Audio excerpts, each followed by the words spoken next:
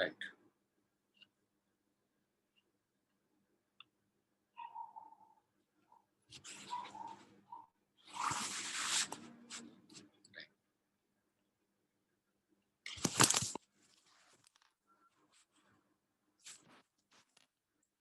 So very good afternoon to good evening to all. Right. So can you see the board clarity and other things are clear? Please confirm me once. Board, see the screening. So you can see it is just moving according to there is no lag or nothing like that. Fine. So we'll continue our discussion. So I think in my last class, so let us type here day 3. So today date is 0. Today date is 07, I think 07, 07, 2021. Done. Right. So yesterday I was discussing something about your rotating magnetic field, and in that we have seen some of the features or some of the observations. What is that? The speed at which the field rotates is given by ns is equal to 120 into f by p.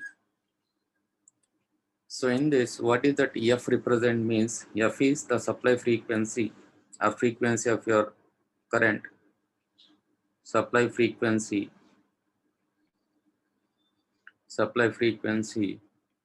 or the frequency of the currents. P represent the number of poles. Number of poles. Right? I think this is clear. So yesterday, one of the student today, he has texted me, sir, what is that electrical angle and mechanical angle? You have derived some relation between these two, right? So can you please explain? Yes, I'll try to explain this before we proceed to the next topic. So what are the conditions I need to satisfy to produce a rotating magnetic field with the M phase windings and M phase current? So shall I bring the relationship between electrical and mechanical angles? Can you please tell me? Shall I? Right. Fine. So this is one more very important concept. So once again, you please confirm me. My voice is clear. So any lag in the voice? No. So everything is clear, right? Please try to understand. So for 1 or 2 minutes it will be lagging, but after that it will be set. Don't worry. Right. Fine. Fine. Now you know that mechanical angles means generally what we see with our naked eyes is called as a mechanical angle. For example, if you just take difference between mechanical angles and electrical angle. Electrical angle. So, mechanical and electrical angles. So we represent this mechanical angle with theta m and this electrical angle with theta.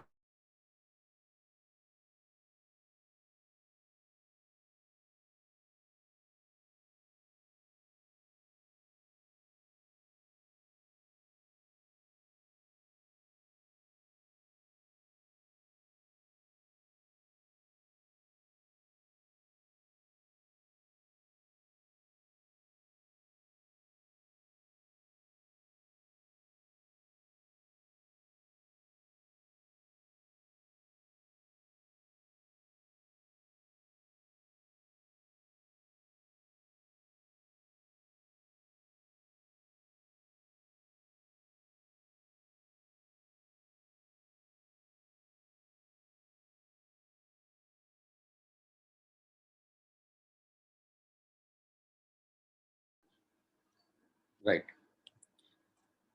See, one request to all the students. See, unless and until there is a official communication from other side, so don't go away from the class. I try all the best not to cancel the class. So there is a power cut. Now I can make some alternative here. Then you can see it has started. So please remember that.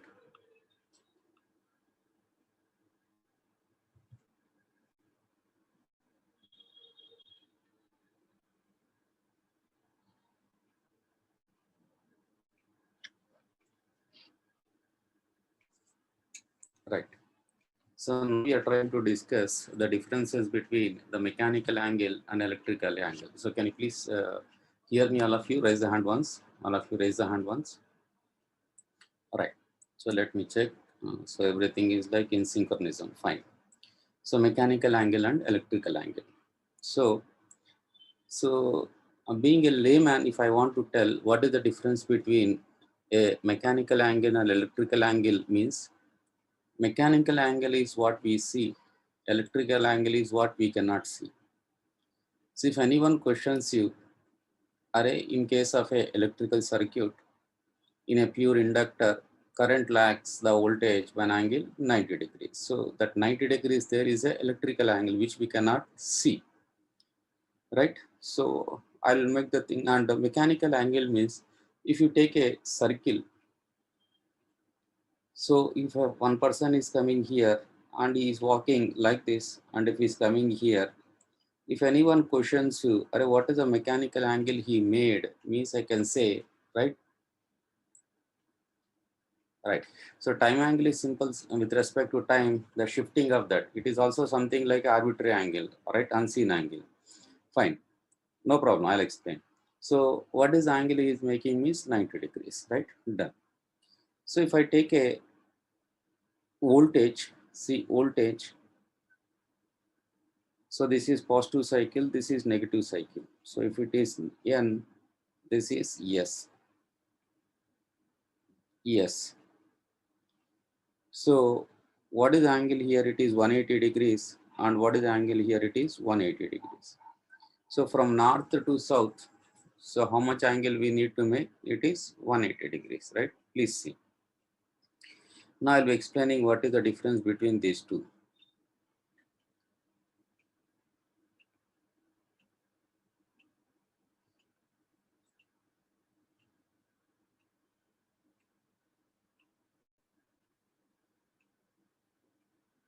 I'll be taking a circle, right? And I'll be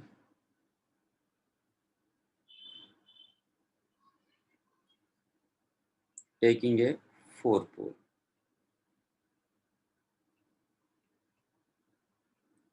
4 pole. Let me take here. This is one pole. This is one pole. This is one pole. So this is one pole. So let me call it as north, south, north, south. And you know that the magnetic field lines will be originating from a north pole and terminating at a south pole externally, and to complete the path, they will take this path. Similarly, like this. I'm trying to draw roughly.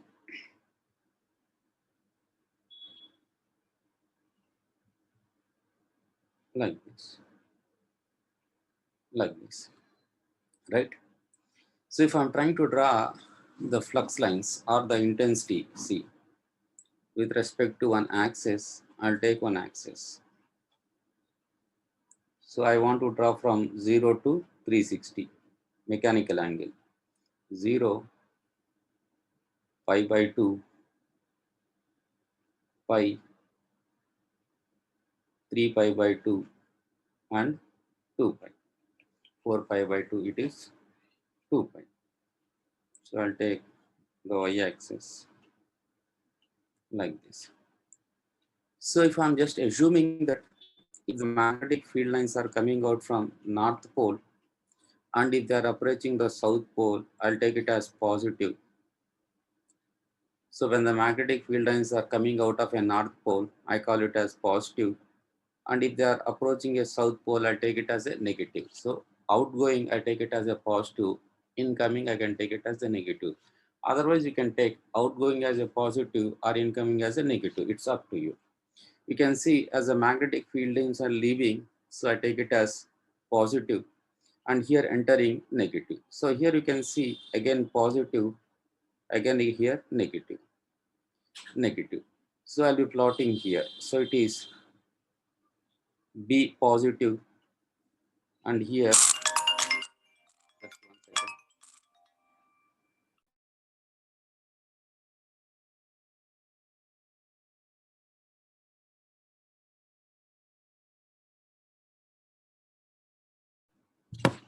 right?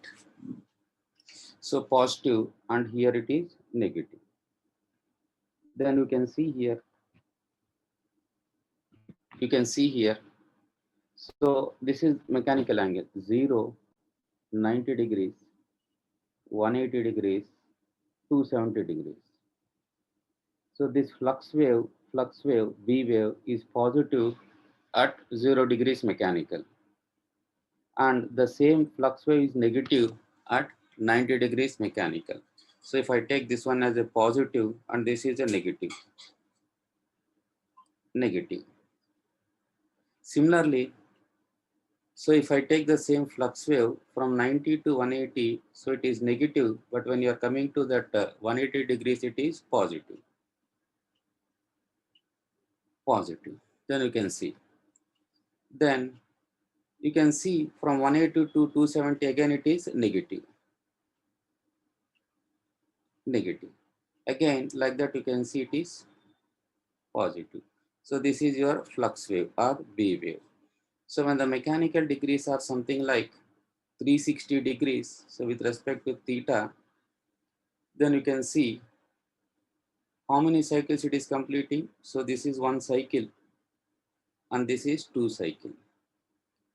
And you know that for a complete one cycle, what should be the angle? It is 360 degrees. Then you can see here it is how many degrees? 720 degrees, right? So your flux wave is completing how many degrees here? 720 degrees, when your mechanical degrees are completing only 360 degrees. Is this point clear? Why? Because you know that north to south is 180 degrees, again south to north is 180 degrees. So like that, how many cycles we are having here?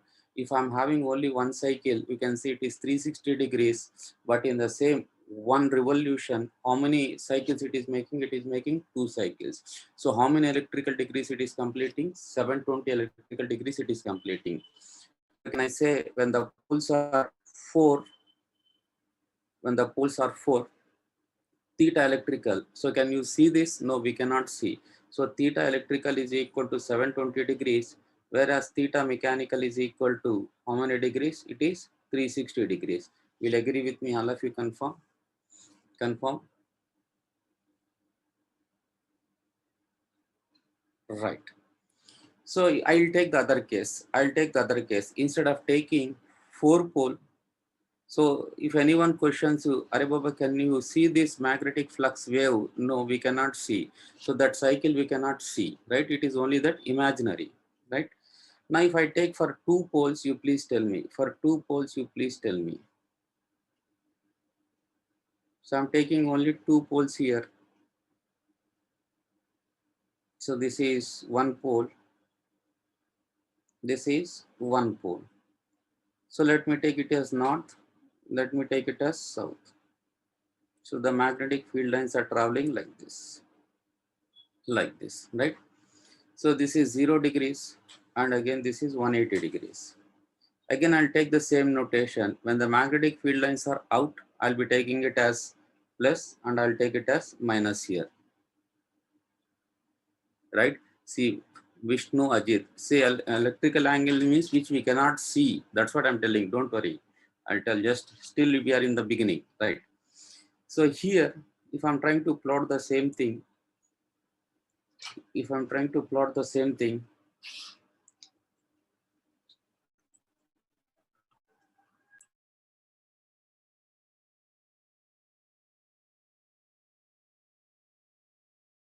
right? So if I'm trying to take the same thing, so it is 0, 360 degrees. So it is pi, right? So when it is 0 degrees, it is positive, and when it is 180 degrees, it is negative. Again, it is like this. Then you can see that flux wave is completing how many cycles? Only one cycle. So can I say when P is equal to 2, theta electrical is equal to 360 degrees, whereas theta mechanical is also 360. So when the number of poles are 2, will you agree with me? Please tell. Will you agree with me? Please tell.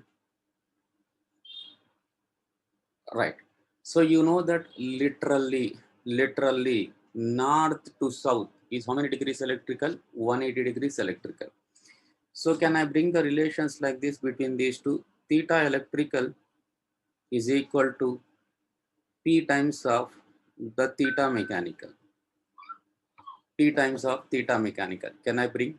Or in other way, can I write theta electrical is equal to P times of 180. P times of 180, right? So if I take this one, how many poles we are having? Two poles. So for two poles, then what is the theta electrical? Theta electrical is equal to 2 into 180. So that is nothing but 360 degrees. And your theta mechanical remains always 360 degrees. But when I take P is equal to 4, so theta electrical is equal to 4 into 180, it is how much? 720 degrees. Will agree with me? Can you see from these two pictures? So when number of poles are 4, then what is the theta electrical? It is something like 720 degrees. What is the theta mechanical in that case? 360 degrees only. So if I want to find out the ratios of these two, so theta electrical is equal to P times of 180 degrees by theta mechanical is always 360 degrees. I am talking for one cycle, one complete revolution, 360 degrees. So it is by 2. So what the relation we are having? Theta electrical is equal to P by 2 times of theta mechanical. So basing on that, we are going to place that windings, right?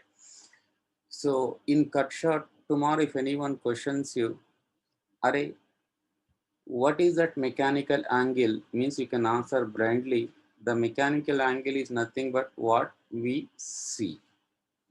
So if you take a complete 360 degrees, then basing on the positions, we can say what is angle made by you or made by someone. So we can just look and we can tell it is something like 360 degrees or something like 90 degrees.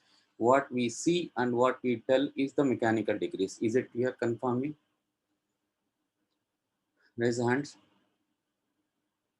Then what is that electrical degrees? Means what we cannot see, what we can imagine, and the angle made by your sine waves internally. The angle made by the sine waves internally. So for example, if I'm taking I of t is equal to something like Im sine omega t plus 30 degrees. So let me just write separately. Right. So I of t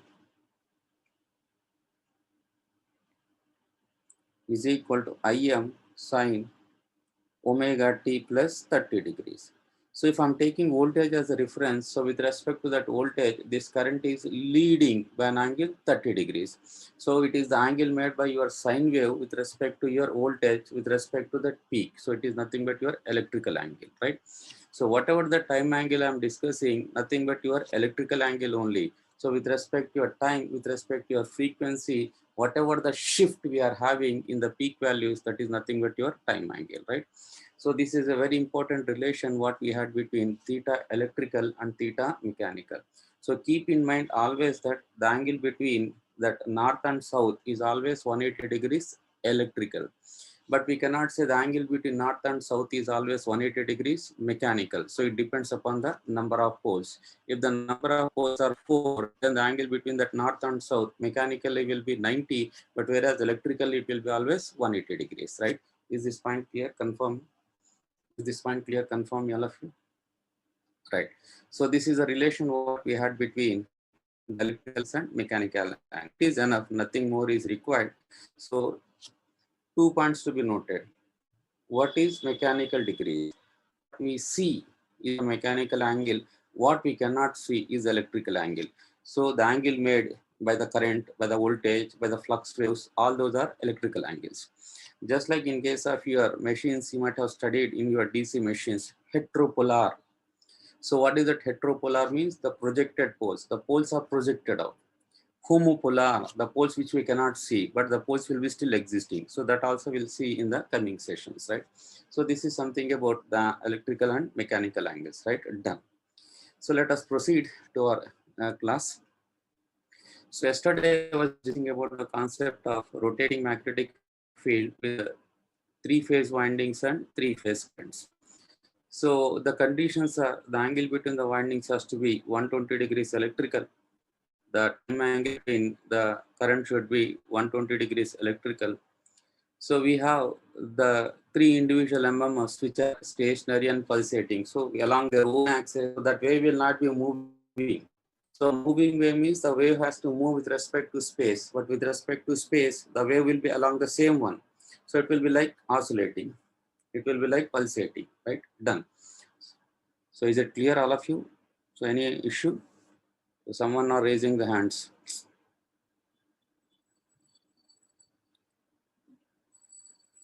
See, my screen is moving. So please, right. See how the angle is. Are Baba, 720 for 4 pole. See, one north to south is 180. Again, south to north is 180. Again, north to south is 180. Like that, how many 180s will be having for 4 poles? 4 180s. It is 720 degrees. Right? Pratik. Understood? Pratik. Right. Done. So this is something about your so-called as electrical and mechanical angles. So I think there is no lag. So don't, right. So it is clear. There is no lag. I can see. See, I told you already, anonymous attendee. See, phases should be always with respect to electrical angles. See, we don't talk about mechanical angles anywhere. We always talk about electrical angles. Please keep that in mind, right? So it is not lagging. So I'm clear from my side, right? Please see Rudra Prasad, right? Done. Now, yesterday I was talking about the individual MMFs. So those individual MMFs will be stationary and pulsating along their own axis. So they are not moving. But whereas the resultant MMF will be moving with a peak value of 3 by 2 times of Fm, right? Done. Fine. So now let us see. Now don't disturb. We'll see any doubts later. So unless and until I request you once again, unless and until is there any issue with respect to video lagging or striking or strucking, whatever it may be, you please try to raise the hands. I'm not going to see that question and answers box. So just at a random, you please try to raise the hands. I'll understood that. If you're not raising the hand, not 2, 3 people, I should see all some 100, 200 has to raise the hands. Then only I can understand. 2, 3 means the connectivity may be from your side, not from my side. Right? Please see that. Fine. Now, right, I'll continue. So from my yesterday's class, I told you that the magnitude of that resultant MMF depends upon the number of phases or the number of windings. So if you want to increase the strength, the magnetic field strength, then we need to increase the number of windings on the stator core, on the stationary core. Then tomorrow you may ask me, sir, as you told that by increasing the number of windings on the core, we can increase the strength. I want to design a 5-phase induction motor. So if I want to design a 5-phase induction motor, can you please list out the conditions, right? I need to satisfy to produce a rotating magnetic field with 5-phase windings and 5-phase currents. Definitely I will. So next day, one of the student may be curious that, sir, I want to design with the 7-phase windings and 7-phase current. Can you please tell me? Yes. Like that, if one student is asking for one phase for one day, then it is very difficult for me to tell for all the phases. So for that, I'm just going for a generalized statement or generalized case. So with respect to M phase windings and M phase current, and you can take that M for any value, right? For greater than 2, we'll see. Case 2, case 2, case 2 with M phase windings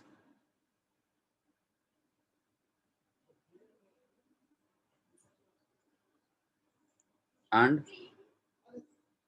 M phase currents. M phase currents. M phase currents, right? So general requirements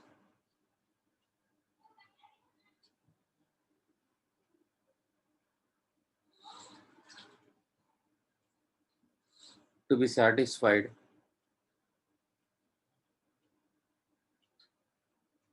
to produce rotating magnetic field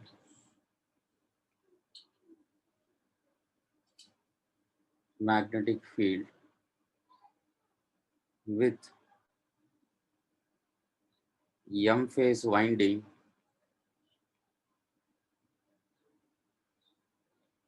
and M phase currents and M phase currents, M phase currents, M phase currents, right? See, whatever the equations, see, yesterday some students told me, so try to give some time to write the notes. I can understand, but make it little bit fast, right? Anyhow, I'm going to share these documents to you, right? So by end of the class, right? Yesterday, some 3-4 students requested me to send the copy to them. So personally, I have sent to their WhatsApp also. Still, if anyone want, I can share, not an issue, but try to make it fast. So now we are trying to discuss what are the conditions to be satisfied to produce a rotating magnetic field with M phase windings and M phase currents. See, whatever the equations I'm trying to give, they are applicable for M greater than 2. So M greater than 2 means minimum number of windings should be 3. Why? Because these equations are not applicable for M is equal to 2. So with a 2, we cannot use this equation. Why? We'll see. So minimum should be 3. Minimum should be 3 and greater than 3. Minimum should be 3 or greater than 3, right? Done. So if anyone questions, or what are the equations you have given for M phase, is it applicable for 2 windings also, 2 phases also? No, it is from 3 onwards, right? 3 onwards. Second point is, and one more point to be noted here is, see, I'm not trying to give any derivative part here. Just like in case of your 3-phase, we had seen some derivative steps. We are not going to have any derivation. Only conditions I'm trying to list it out. It is enough. So here, M phase mean how many phases are required? M phase windings are required. M phase windings are required. M phase windings are required. M phase windings are required. What do you mean by M phase? For example, say I want to design for 5 phase. So how many windings I need? 1, 2, 3, 4, 5. If you want to design for 7, like that, you need to have 7 windings. 1, 2, 3, 4, 5. And if you want to design for other number, you can take it as other number. So how many phases? So instead of 5, I take it as M phase. M phase. Then what has to be the angle between these two phases? The spatial angle, how much should be there?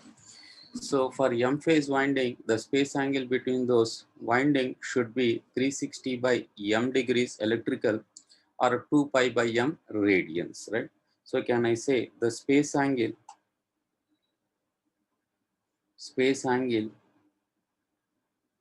between the phases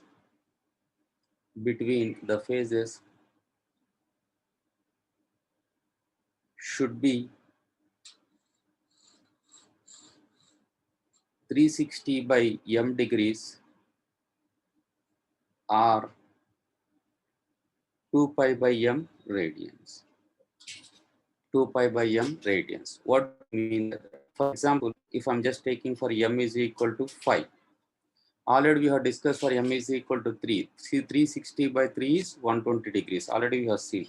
If I'm taking for M is equal to 5, so it is 360 by 5, it is 72 degrees. So you need to maintain an angle of 72 degrees between that windings. Like that, if you are designing for 7, so 360 by 7, like that you have to take. But the condition is one thing. What is that? Poles per phase, the number of turns, right, should be same. Poles per phase, the number of turns should be same. Should be same. So the poles per phase, the turns per phase should be same. I'm not repeating every time that number of poles should be same, turn should be same. I'm not repeating. Why? Because we have seen that if the number of turns are not same, the magnitude is going to change. Why? Because it is 3 by 2 times of n into Im. When n is not same for all the phases, the magnitude will not be constant. It is going to vary. So that n has to be same, right? So poles per phase and n, that is turns per phase, should be same. So once again, what is the condition for space angle for M phase windings and M phase current? Means the space angle between the windings should be 360 by M degrees or 2 pi by M radians. Done. Next point is, how many phase currents are required? I need M phase currents. M phase currents are required. M phase currents are required. M phase currents are required. Then please remember that those individual currents should be purely sinusoidal. The frequency should be same, the peak value should be same, right? Frequency should be same, the peak value should be same, the nature of those currents should be purely sinusoidal. Then the time angle between the currents has to be 360 by m degrees or 2 pi by m radians, right? So here the time angle.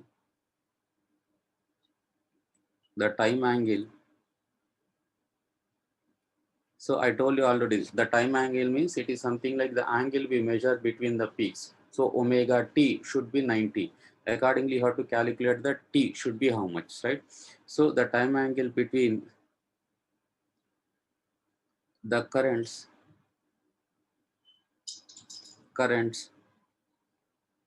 should be, see, don't say that, sir, I have simulated in MATLAB and I can see the voltage and current waveforms. See, I mean, in case of your electrical angle, seeing doesn't mean that graphically or simulated. I mean to say virtually with your naked eyes. If you are not seeing that angle, that is an electrical angle. So please, the time angle between the current should be 360 by m degrees or 2 pi by m radians. 2 pi by m radians. Same here. So if theta is, if m is equal to 3, already we have seen what has to be the time angle between the currents, 120 degrees. Like that, if I take m is equal to 5, 722 degrees, like that you can proceed, right? So this is the third requirement. Fourth requirement is, if you remember, in case of a three phase, so each phase will be having two terminals, that is starting terminals and finishing terminals. So in case of three phase, as there are three windings, so 3 into 2, 6 terminals will be there. 6 terminals will be there, right? Why? Because each phase will have two terminals. In case of three phase, we'll be having 3 into 2, 6 terminals. So out of these 6 terminals, we can join either similar ends or we can go for dissimilar ends. That means the windings can be connected in star or the windings can be connected in delta. We have seen what are called as star connected. Star connected means the similar ends, delta connected means the dissimilar ends. We have seen. But whereas in case of M phase, so how many terminals will be there? 2 into M. Why? Because each phase will have two terminal. So like that, how many phases are there? M phases are there. So how many terminals will be there? 2 into 3, 6 terminals. Sorry, 2 into 3, 2M terminals will be there. 2M terminals will be there. So is this point clear? Confirm me, all of you. Is this point clear? Confirm me, all of you. Right. So out of these 2M terminals, so M similar terminal should be joined. M similar terminal should be joined. M similar terminal should be joined. So when M similar terminals are joined, what is the name given to such connection? It is the star connection. So can I conclude like that? So we have the provision of star and delta only in case of three phase, but we don't have the provision of star and delta in case of other than three. Don't say that in case of four, if I join like this, will get a delta. That is not a delta, right? Please. So star and delta is possible only in case of three phase. So if you are designing a motor more than three phases, only the provision what we can connect to that windings is only star connection. So can I say here, note here, for more than three phases, The only provision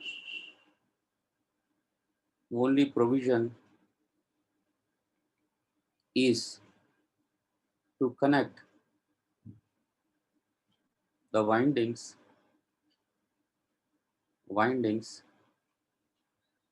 in star. There is no other option. So similar M terminals are being joined together. Then after that, so how many terminals are left here? So M similar terminals are being joined. So how many terminals are left? M. So through remaining M terminals, M phase currents are passed, are allowed to flow,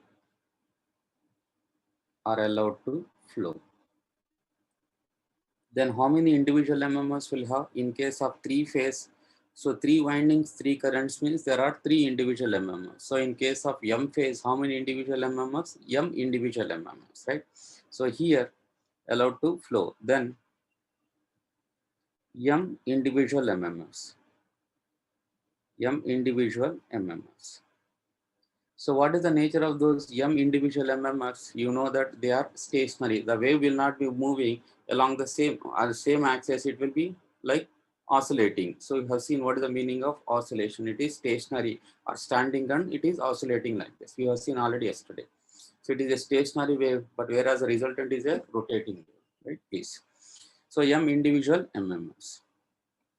Then I need to calculate the resultant. So resultant is nothing but the sum of all M individual MMFs. So resultant is the sum of all M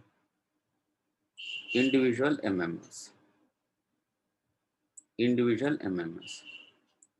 So if I find out the resultant, so resultant will be like this. See, I told you that I'm not taking up a derivative part here. Resultant is, it is M by 2 Fm cos theta minus omega t.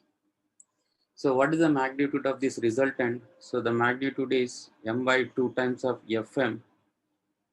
And what is the speed at which the resultant will rotate? Ns is equal to 120 into F by P. So this is something about lines. So tomorrow if anyone questions you, or if the question is asked on this M phase MMFs or M phase windings and M phase current, you can answer. Or what has to be the space angle between the windings in case of M phase windings.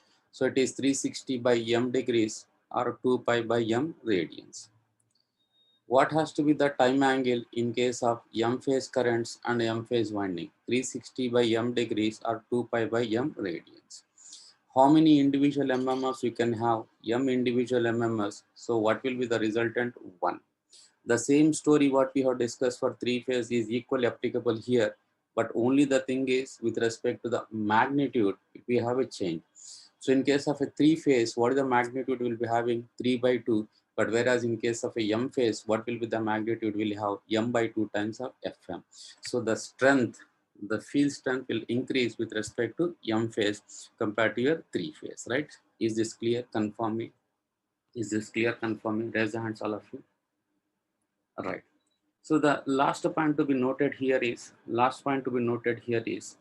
so in case of three phase, if you want to reverse the direction of the field, then we have seen that the currents in two phases we have changed.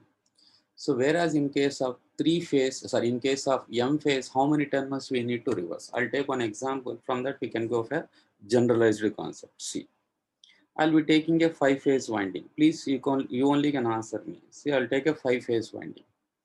So the angle is 72 degrees. So it is A, so B, C, D, E. Something like I'm taking 72 degrees, right? So assuming that the poles are 2, right? Why? Because for 2 only, the angles will be same, 72 degrees. Please see, it's for 72 degrees, right? See, I'm giving, now I'll take this IA IB, IC, ID, and IE. First, I'm giving excitation to which phase? A phase. Then A. After 72 degrees, I'm giving excitation to B phase. But you remember that. So how much angle you are making here? 72 degrees spatial angle. At the same time, what is the angle you are making between the currents also? 72 degrees. Why? Because in case of 5 phase, the angle between peak to peak will be 72 degrees. So the spatial angle is 72 here, and also the time angle is 72. So after that, I'm making it to C, D, E. So this is the phase sequence. If you go for the first, this one, so B, C, D, E, A. C, D, E, A, B. D, E, A, B, C. E, A, B, C, D. So in all the cases, in which direction the field will be rotating, let us consider that clockwise rotation. So when I'm trying to excite the phases like A, followed by B, followed by C, followed by D, followed by E, followed by A, then the rotation will be clockwise. Then you may have a doubt. Sir, you told that. So first you are giving excitation to A, after that I am giving excitation to B. Sir, if I give the excitation to C, what happens instead of B? Then the field may not be a uniform field, the constant speed or constant magnitude. Why? Because so when you are jumping the excitation from A to C, so what is the spatial angle you are making? 144 degrees. But what is the current you are passing through that C means IB. Then what is the time angle you are making? It is 72 degrees. That means your spatial angle and the time angle are not varying linearly. So the spatial angle is becoming 144, but whereas the time angle is remaining only 72. So we are not supposed to do like that. So we have to give to the particular phase, right? So that increase in angle and that increase in time angle should be same. So when you are giving excitation from A to B, then what is the space angle between A and B? 72 degrees. Similarly, what is the time angle between A phase and B phase? It is 72 degrees. Then I can give the excitation to B, followed by C, followed by D, followed by E, followed by A. Like that, we can have a clockwise rotation. Is this point clear? Confirm me. Confirm me. Right. Done. So only few what happens to other. I request everyone to raise the hands. Right. Done. So what is the other possibility means? I'll take the same case IA, IB, IC, ID, IE. Now I'm giving excitation to A as usual. There is one possibility that instead of giving excitation to B phase, I can give the excitation to E phase. Why? Because what is the angle between these two? Spatial angle 72 degrees.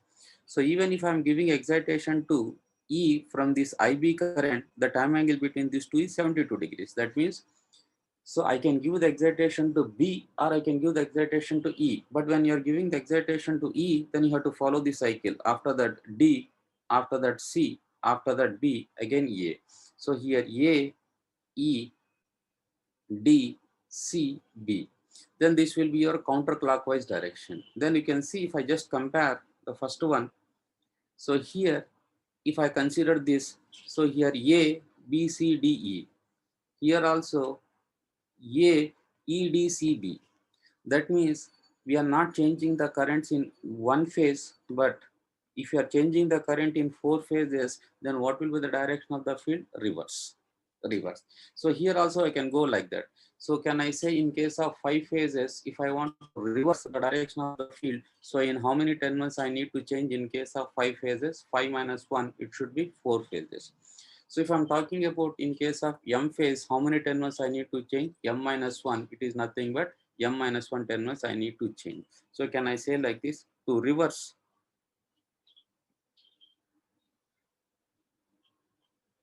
seventh point, to reverse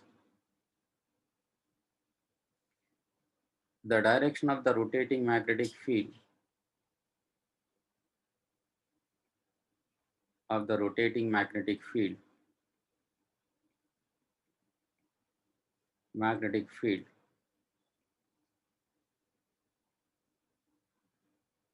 with M phase windings and M phase currents change the currents in M minus 1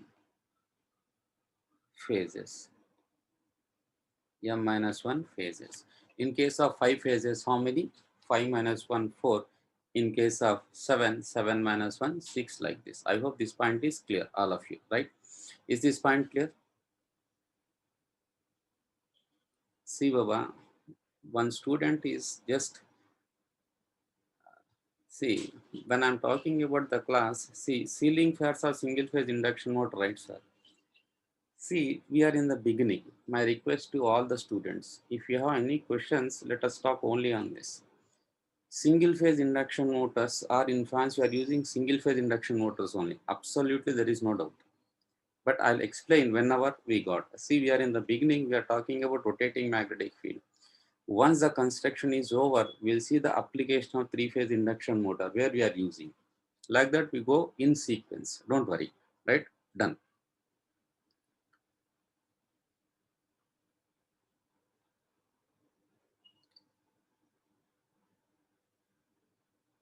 Right.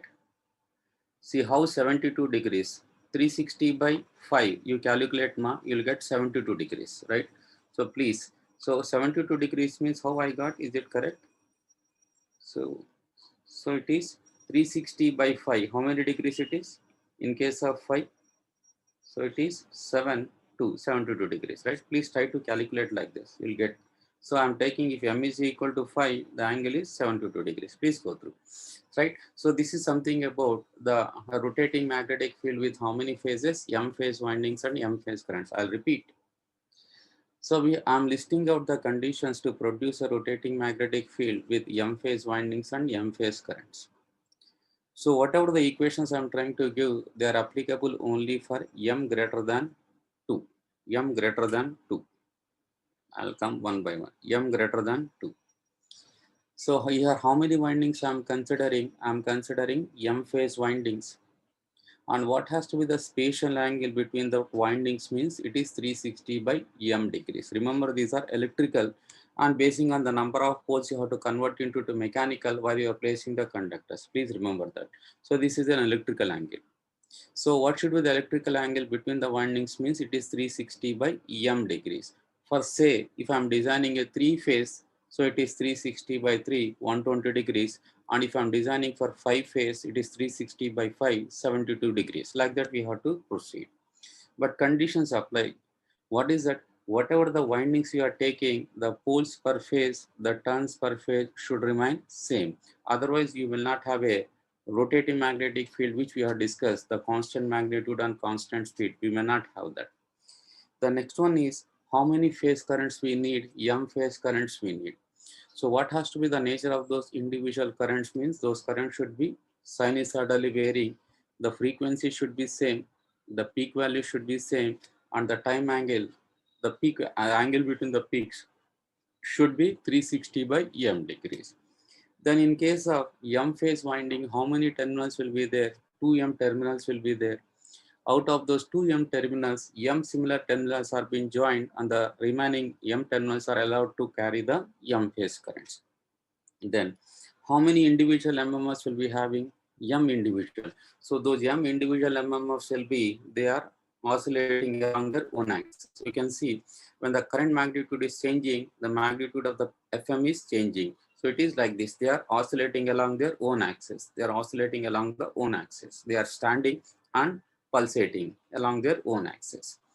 But whereas in case of your resultant is the MMFA will be moving with a speed 120 F by P with a peak value of 3. In case of M phase, M by 2 times of Fm, right?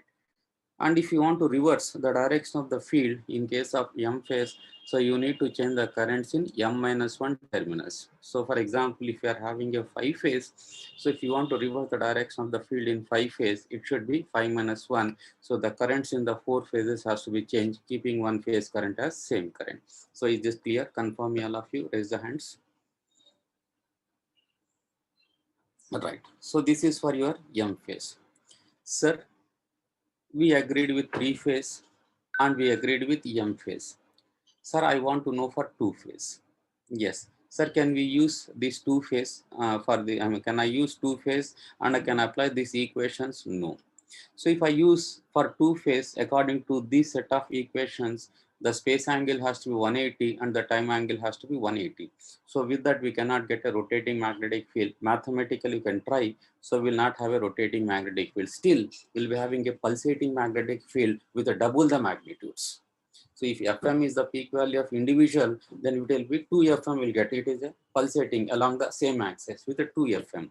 So here it is not possible.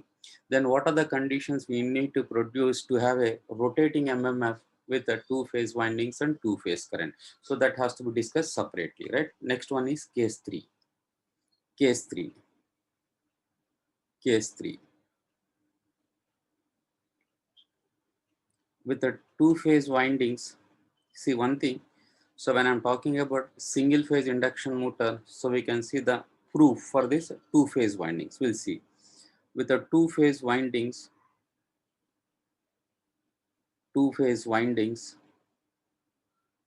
and two phase currents, two phase currents, two phase currents. General requirements,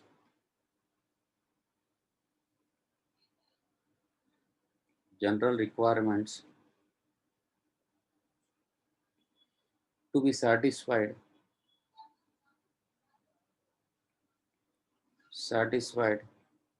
to produce a rotating magnetic field with two phase windings and two phase currents, two phase currents, two phase currents. The first point here is, so whenever I'm talking about windings, please keep that in mind. The design poles per phase, the turns per phase should remain same. So here, so these two phase windings should have same poles per phase and same turns per phase. N means turns here, turns per phase. Then what has to be the spatial angle between the windings means it is 90 degrees or pi by 2 radians, right? The space angle, the space angle between the windings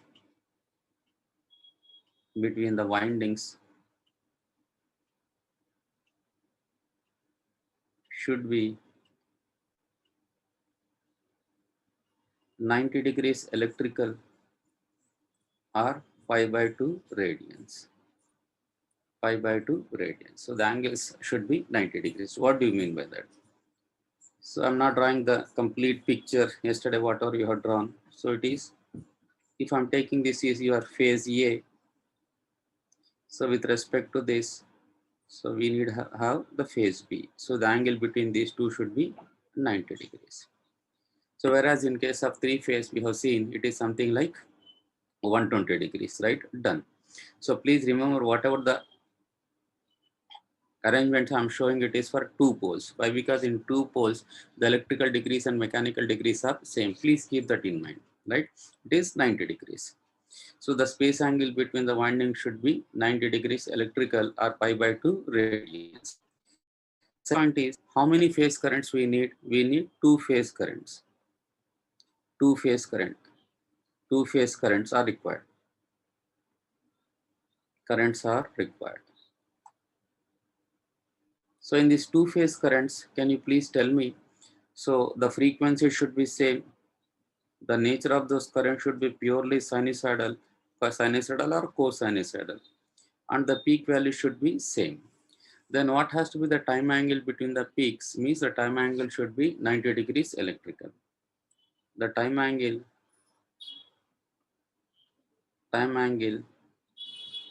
between the currents, between the two phase currents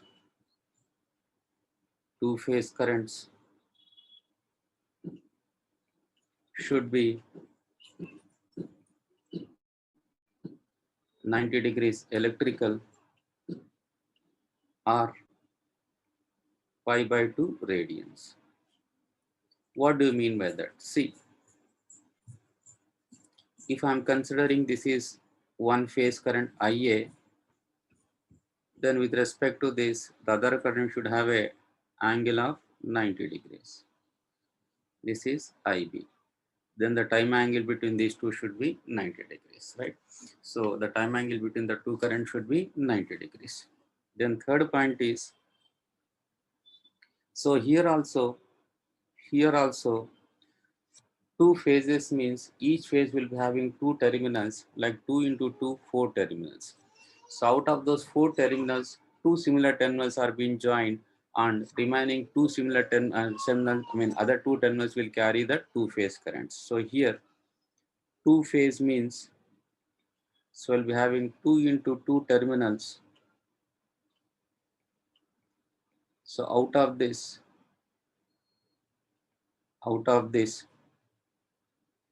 two similar terminals are joined.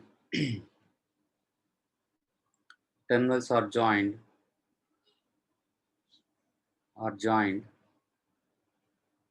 and through remaining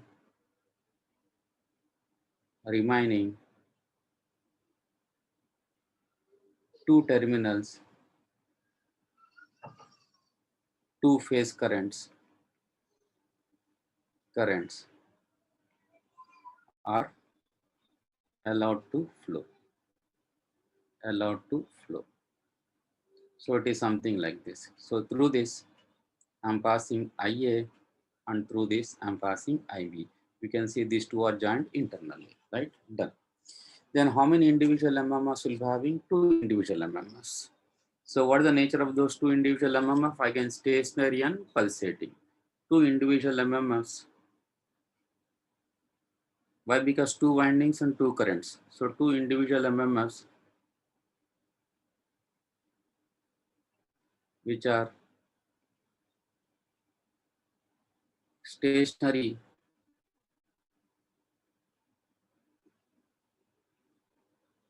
and pulsating.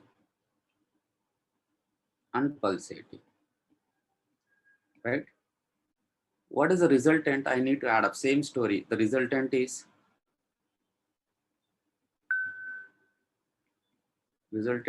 sum of, just 1 second.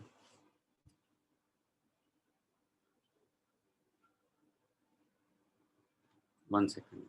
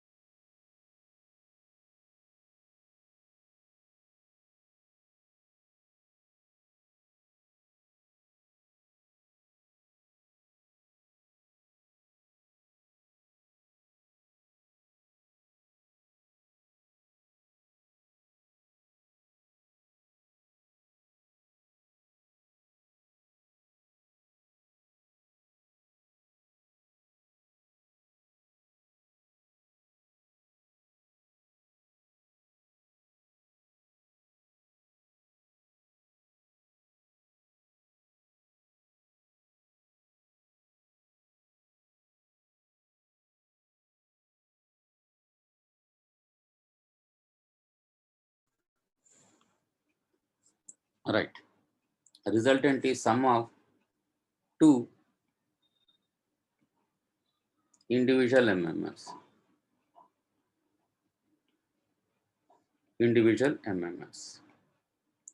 Then what is the resultant means? I'll give the resultant FR theta comma T is equal to Fm cos theta minus omega T. So in this, Fm is the peak value or the magnitude. So what is the speed at which it will rotate? Means Ns is equal to 120 into F by P, right? So this is with respect to your two phase windings and two phase currents. Is it clear? All of you confirm me. Right. Fine. So let me once again repeat. Just repeat.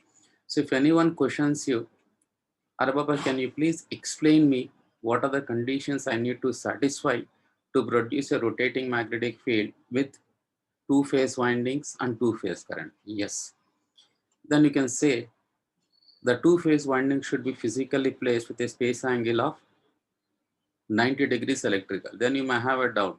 Sir, you are trying to show here electrical, but if I take a physical construction, we can see a mechanical construction. Then how to convert this electrical to mechanical angles? Already I told you. So the theta electrical is related as P by 2 times of theta mechanical. So if the poles are 2, theta mechanical and theta electrical are same. You can place it like that.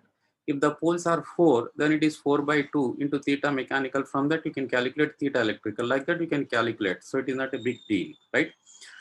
So the space angle between that winding should be 90 degrees electrical.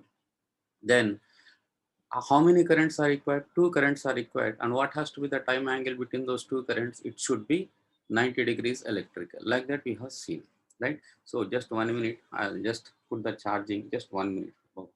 So there was a power cut. That is the reason the charging has exhausted. So I'll get ready with that, please.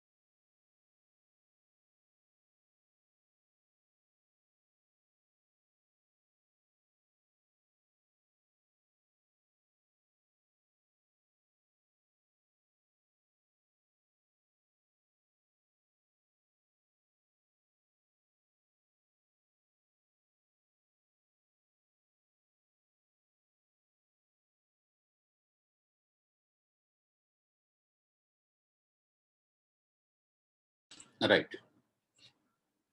Right. So this is with respect to two phase. So tomorrow, if anyone questions you how to reverse the direction of the rotating magnetic field in case of two phase windings and two phase currents. So you have the answer for three phase and you have the answers for M phase. But as of now, you're not having the answers for two phase. What is that we need to do? See, conditions to reverse, conditions to reverse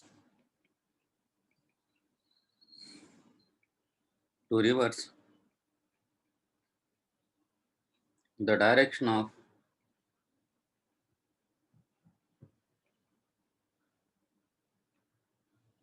rotating magnetic field with two phase windings and two phase currents. Two phase currents. Let's see. I'll take the motor like this.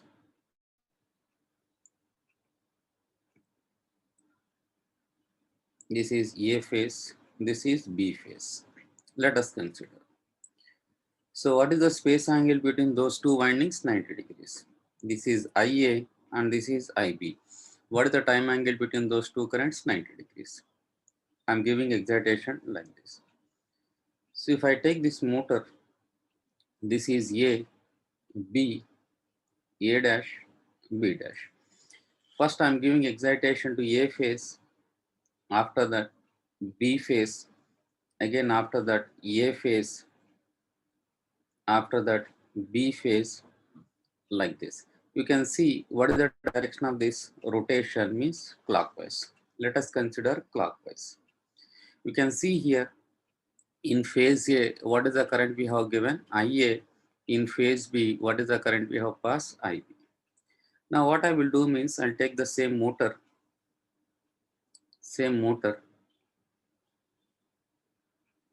right? So this is A phase, this is B phase, this is IA, this is IB. Now I'm passing this IA current in phase B.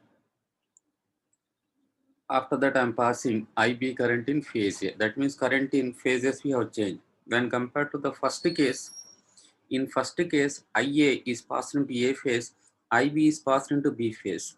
In the second case, IA is passed into B phase and IB is passed into A phase. So we have changed the current in two phases. So A, B, A dash, B dash. So here A, B, again A, B, like this. Then in which direction the field will rotate? Counterclockwise direction. So can I say in case of a two-phase induction motor, if you want to reverse the direction of the field, then you need to change the currents in the respective phases. What do you mean by that? Previously, if I'm passing IA in phase A, IB in phase B, they say the direction is clockwise, and if you want to have a counterclockwise direction, then in this case the same IA has to be passed into B phase and IB has to pass into A phase. Then the direction of the field will be reverse. Is this point clear? Confirm me all of you. Confirm me all of you. Right. So can I say like this? To reverse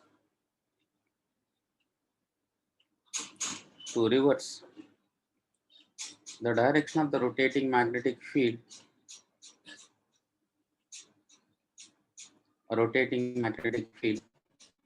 change the currents in the respective phases. Then the direction of the field will be reversed.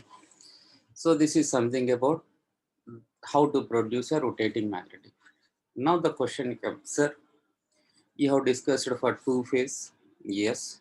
You have discussed for three phase, yes. And you have discussed for more than three phases, yes. Sir, I'm having a stator, a stationary core, stator. In the stator, I'm having only single phase winding. And I'm giving a single phase supply to this. So is it possible to produce a rotating magnetic field? No. Sir, but as of now, if I just raise my head, I can see a fan on my head, and we are using a induction motor in that, and we are giving a single phase supply to that. Then how the motor will rotate there? So for that, I'll be explaining it during the single phase concept. So for that, we need to discuss double field revolving theory, auxiliary winding, many stories there. After that, I'll discuss. So as of now, you can just keep that in mind. So with only one winding and with a stationary stator or stationary core, it is not possible to produce a rotating magnetic field. So very compulsorily, we need minimum two windings to produce a rotating magnetic field. Then how in case of a single phase winding is we can produce a rotating magnetic field? In case of single phase winding, the core should be like a square solenoid. Then the winding should be placed around that, and with the help of some mechanical prime mover, if you rotate the core, in that case we can get a rotating magnetic field. Otherwise we don't get any rotating magnetic field. So rotating magnetic field cannot be possible with a single phase winding and a stationary core. So minimum number of windings required to produce a rotating magnetic field are 2 with a space angle of 90, 3 with a space angle of 120. Like that we have to continue, right? Is this point clear? Confirm me all of you. Confirm me all of you. So finally I'm revising like this. Revising like this. Please see. So if I want to produce a rotating magnetic field with a stationary core. So remember here the core is stationary. That is, it is standing, right? Stationary core.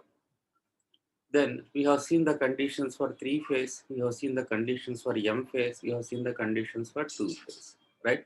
So like that, if anyone want to ask the questions, so I left nothing like uncovered. So I have covered each and every point, so you can go through these notes, right? The next and important thing is construction. Yesterday, one of the student was asking, sir, can you please compare some differences between a transformers and a induction motor? Yes.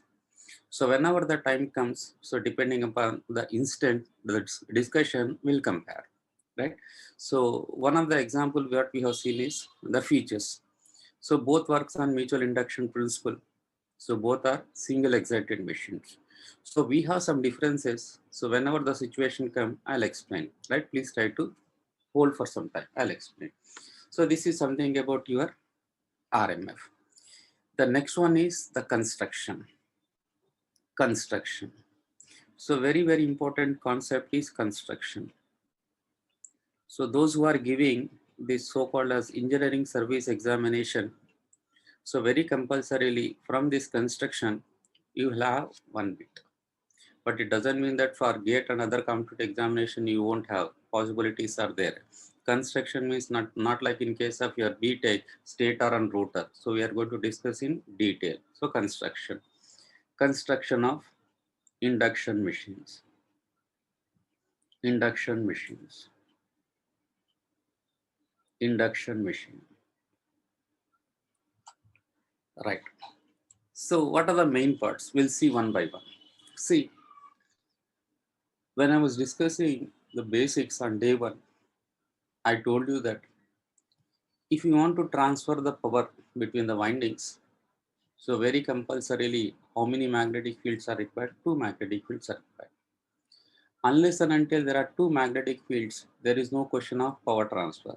And we have seen the same thing in case of a transformer.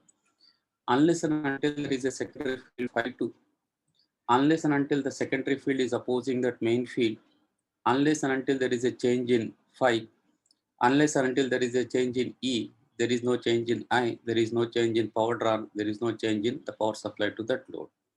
So compulsorily, how many magnetic fields are required? Two magnetic fields are required for sure. So we are producing those two magnetic fields with the help of a two electromagnets.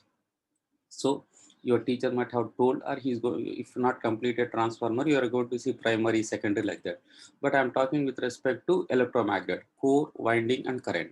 So like that, how many cores? Just two cores, two windings, and two excitation. So two magnetic fields are there, right?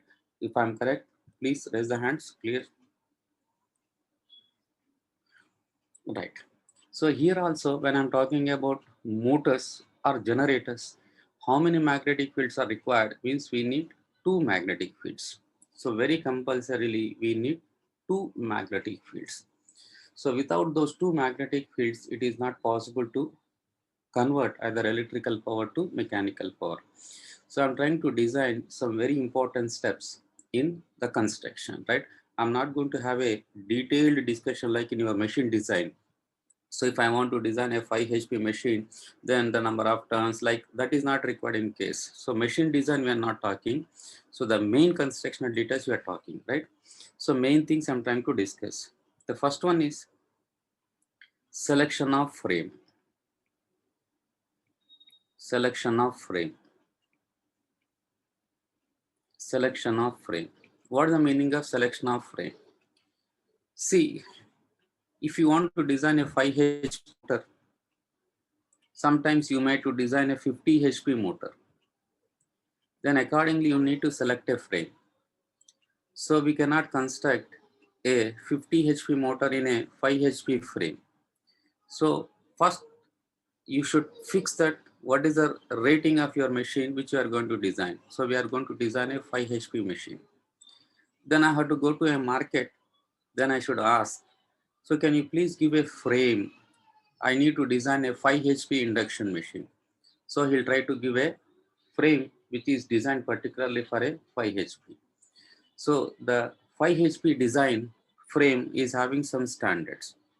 First of all, what are called as standards? So in a layman language, I'll let you know what is called as a standard. In a layman language, I'll let you know.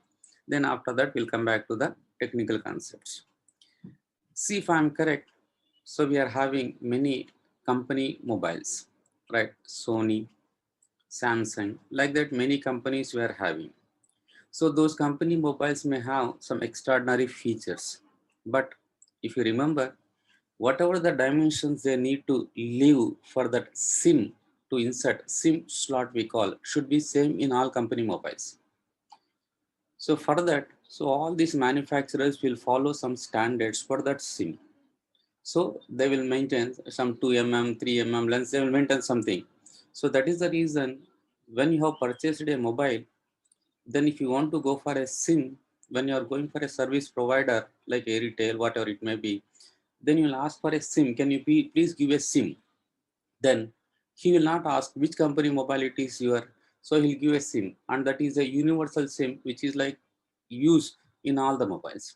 So that means there is some understanding between the mobile manufacturer and the SIM, the service provide manufacturer. So they have an agreement. So the SIM manufacturer know that, so they will follow these standards, and accordingly that will he will prepare a SIM like that. So like that, if Airtel is having that SIM, or BSNL is having some, or Zio or is having some, so they will maintain the same standards for that. So that means there is a standard for that SIM and there is a standard for that slot. So there should be some agreement between these two. Otherwise, so we don't have a standard formula. There is no standard SIM slot. There is no standard SIM. So everything will be golmal gandargolam. So we are not supposed to be. I hope you understood what is the meaning of standard with respect to SIM slot, with respect to SIM. I hope you understood. Please confirm me. Right. And one more example I'll try to give. One more example. So you are having A4 papers, A4 papers, A4 papers. So it doesn't mean that all those A4 papers are coming from only one paper marts. So across the globe or across the India, they're having many paper marts. But if they want to produce A4 paper, they need to follow some standards. They have designed some standards. A4 means you have to cut like this much length, this much width, you have to cut. So that is A4. So it may be tomorrow if you are starting a business, your father is starting a business of A4 paper, then you have to follow some standard. According to that only, you have to prepare A4 paper. That means A4 is having some standards, and according to that, you have to manufacture that paper. So this is one example of standards. Like that, I can give n number generally. Similarly, here I'm a manufacturer of a frame now.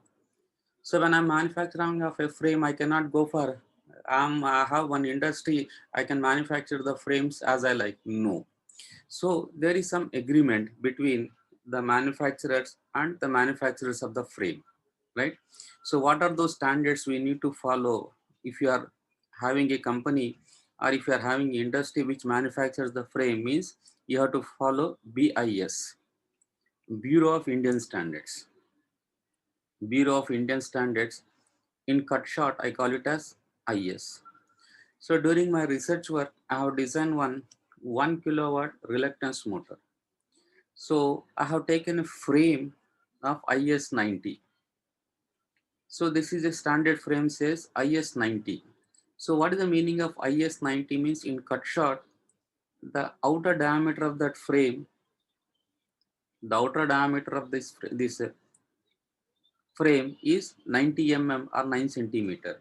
Then the remaining dimensions, length, breadth, height, everything will be given. So what is the meaning of IS 90? Means IS 90 frame means, so the circular diameter which we are having will be having 90 mm or 9 centimeter. So what is the maximum output we can get from this? Means it is 1 kilowatt. So we can produce a output mechanical power equivalent to 1 kilowatt. So that frame is used to design a motor up to 1 kilowatt. If you want to design a 2 kilowatt, I cannot go for that. I have to take for another frame. So what are the standards for this frame? Is one is BIS, next one is NEMA standards. So what is that NEMA standard? Means National Electrical Manufacturing Association. So the manufacturers across the globe, so they sit for some time in USA. So it is an American standards. So they decide, see, if I want to have a 5 HP motor or 5 HP machine, so these are the standards for the frame. So NEMA standards. So most of the machine designers will follow this NEMA standard for frame. NEMA. The other one is IEC. What is that IEC represent? Means it is International Electrotechnical Commission. So these are the standards for your frame, right? So tomorrow if you are setting up an industry to manufacture the frames, so according to the dimensions or standards given by these three, you need to construct the frame. It doesn't mean that I have the privilege to construct whatever the frame I want. No. So you have to follow some standards. Just see something like this. Tomorrow you are going to set up a mobile manufacturer or mobile industry, then you may have extraordinary feature inside, but whatever the dimensions you have to leave for a sim, you have to follow some sim standard. Here also, whenever you are constructing a frame, you need to follow some standards defined internationally by NEMA standards and IEC standards, and nationally your BIS or Bureau of Indian Standards, right? I think this point is clear. Confirm, all of you, raise the hands. Right. So generally, so any manufacturer frame will follow these standards. So what is that NEMA standards? Even if you refer any IEEE transaction, so most of the manufacturers will have NEMA frame. So the frame sizes or frame standards is followed by NEMA. So what is that NEMA? Means National Electrical Manufacturing Association, right? NEMA. National Electrical Manufacturing Association. So what is that IEC? International Electrotechnical Commission. You can just go through that. These are the standards, nothing more to define. And one more thing, one more point to be remember is, see, if I'm having a frame, see, I'll show some pictures, don't worry. If I'm having a frame, so it is not like this frame is designed only for induction machine. So in this frame, I can design a DC machine, I can design an induction machine, or I can design a synchronous machine, I can design a reluctance machine. Whatever the machine you can design, you can design. So it is not like this frame is meant only for this machine. No, you can design any machine, but whatever the machine you want to design should be of same rating. For example, 1 HP DC motor, that frame is applicable only up to 1 HP. DC motor, induction motor, synchronous motor, reluctance motor, any motor, we can only construct 1 HP of any type. So there is no like separate construction that this frame is only for this motor. So it is a universal frame, you can construct any machine.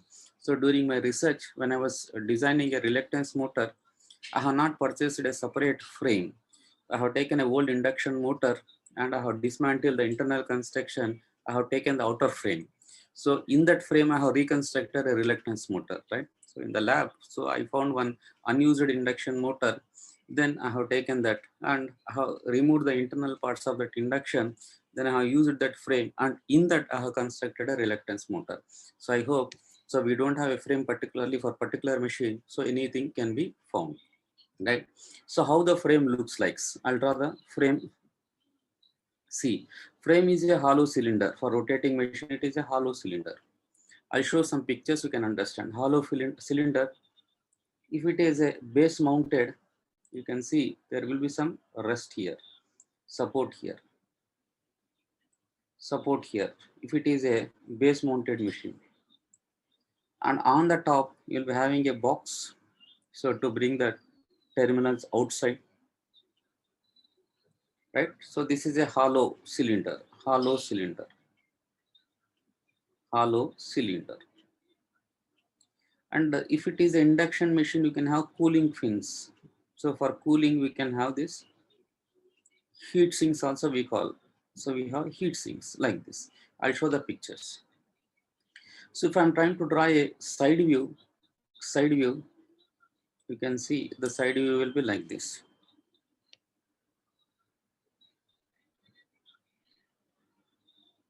Side view will be like this. This is a frame, right? So give me 1 minute time. I'll show some of the frames. Just see, you can understand.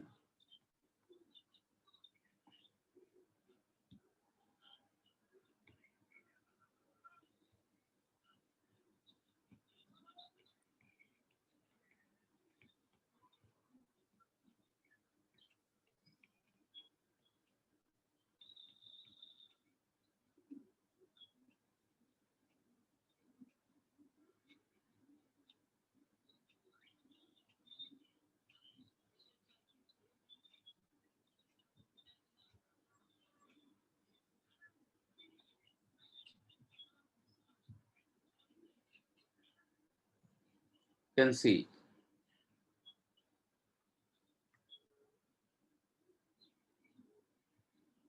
You can see this is the frame.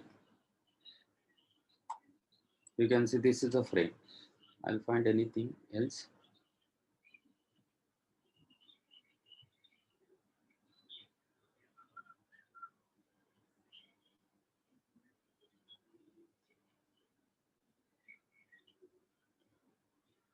Right. So you can see this is the frame. Hope you can see on the board.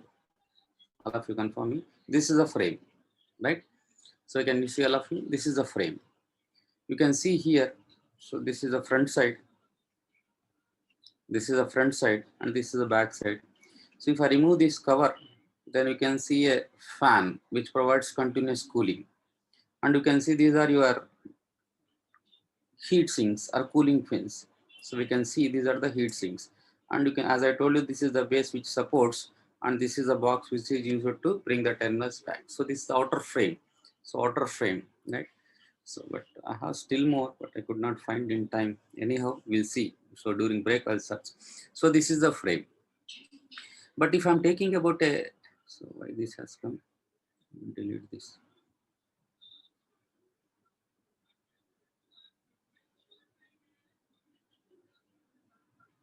Right. So this is the frame. Still any picture? No. Right. So this is the frame. So it is a hollow cylinder, and internally we need to construct a machine. But if you see a DC machine, so on the DC machine frame, so it is something like we don't have cooling fins, particular in case of DC machines or heat sinks. What we will see. Just give me 1 more minute.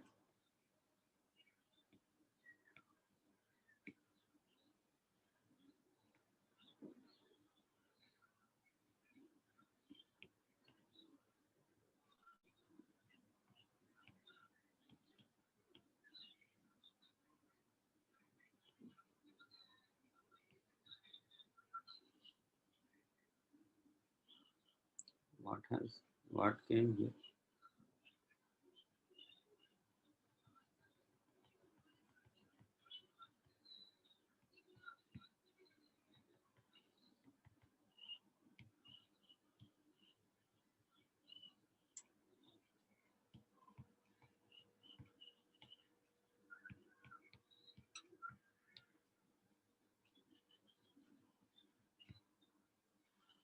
Then you can see in case of a DC machine frame,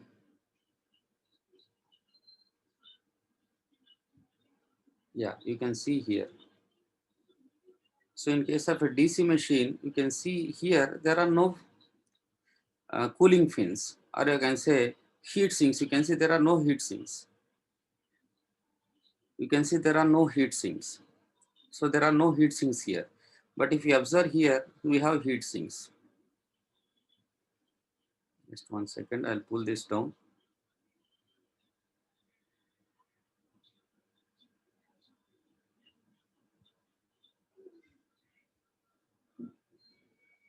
Right. So this is for induction machine. This is for induction frame, and this is DC. Now the question comes, why in case of a DC machine we don't have heat sinks? Why only in case of induction we have heat sinks? The reason is, so in case of your induction machine, the stationary part, that means which is like coming next to the frame, will carry the armature winding. So armature winding means they carry very high currents. So as they are carrying very high currents, we'll see that, don't worry, very high currents. So definitely, so the ohmic losses will be more, the temperatures will be more, and I need to have more cooling effect. So for more cooling effect, we need this heat sinks, or I mean to say the cooling fins. But whereas in case of a DC machine, the yoke will not carry the armature current. So it carries only the field. Field current will be very, very less compared to your armature current. So which one will be carrying that load current or armature current means armature. Armature. So that is the reason we don't need any heat sinks on the surface. Only the heat sinks are provided on the stator, but not for this DC machine, right? Is it clear? Someone is raising the hands. Right. So this is something about your construction of frame, right? Please confirm me once again. Please confirm me once again. Right. So first, now in our all discussion, so our intention is to design a 5 HP motor. So what is the range? I need to design a 5 HP motor, 5 HP machine. I need to design a 5 HP machine. So for designing a 5 HP machine, I have considered one frame. I take the frame.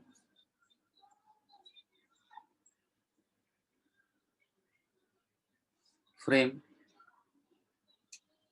like this, like this. And here, this is the box, which already we have seen. This is the frame, right? Done. So what happened?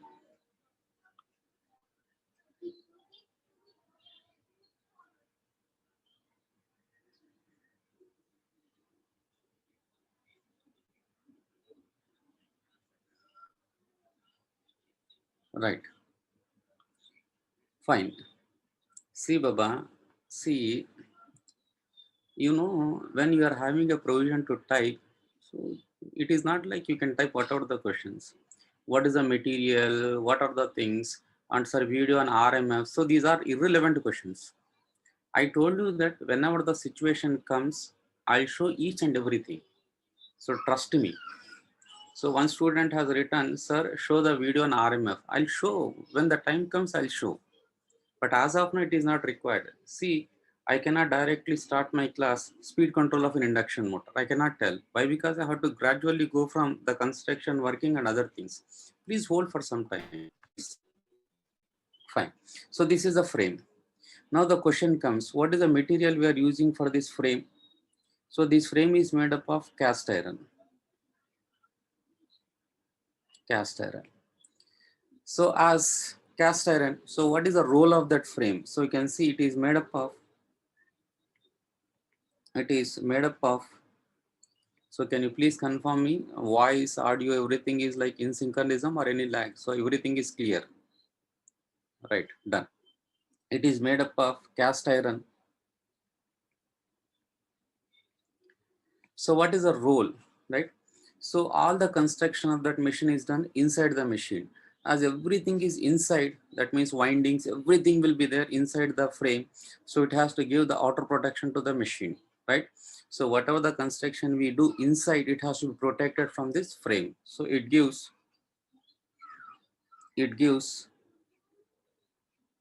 the outer protection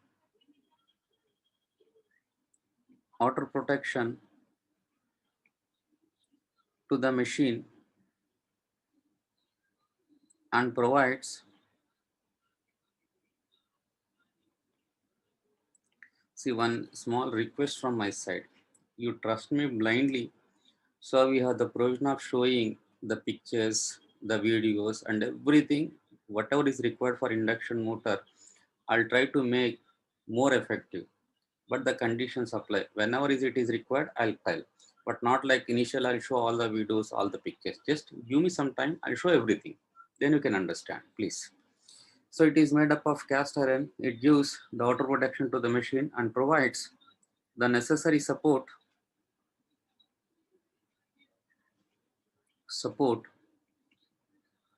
to the core, which is placed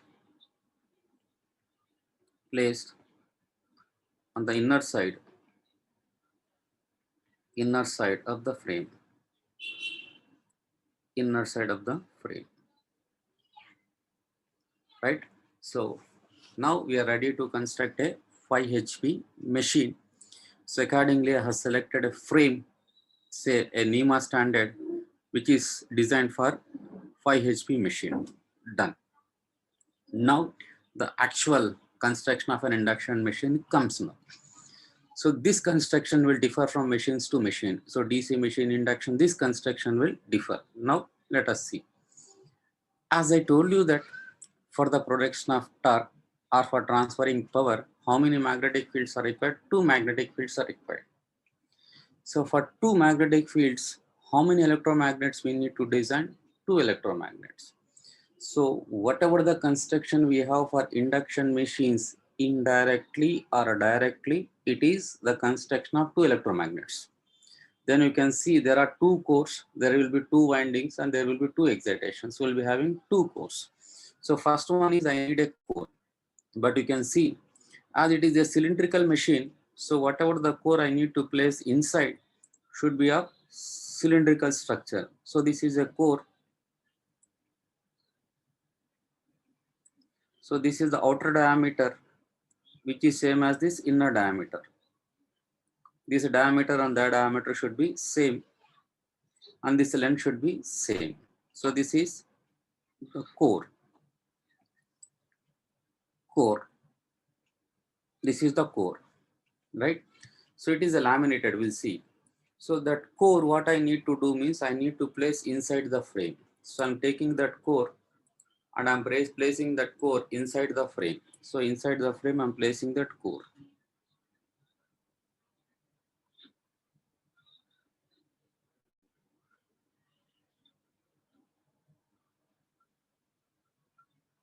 So it is fixed. I'm placing inside. It is fixed, right? Done.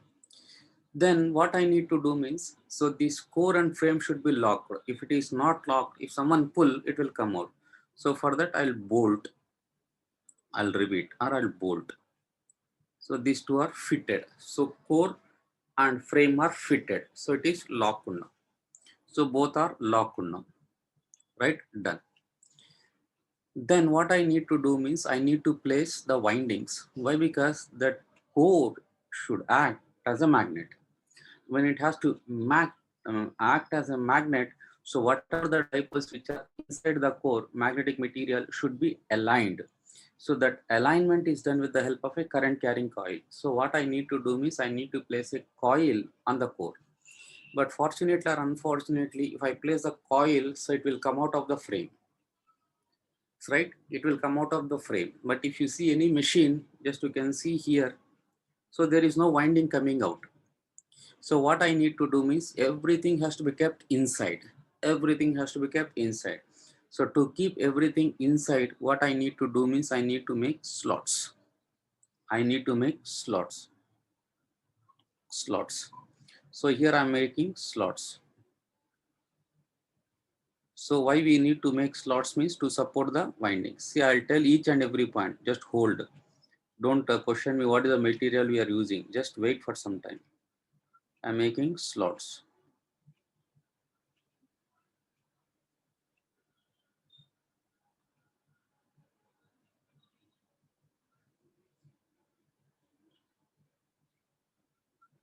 I'm making slots. So what is that slot? Let me draw that. Slots. Why we need to make slots means to support the conductors.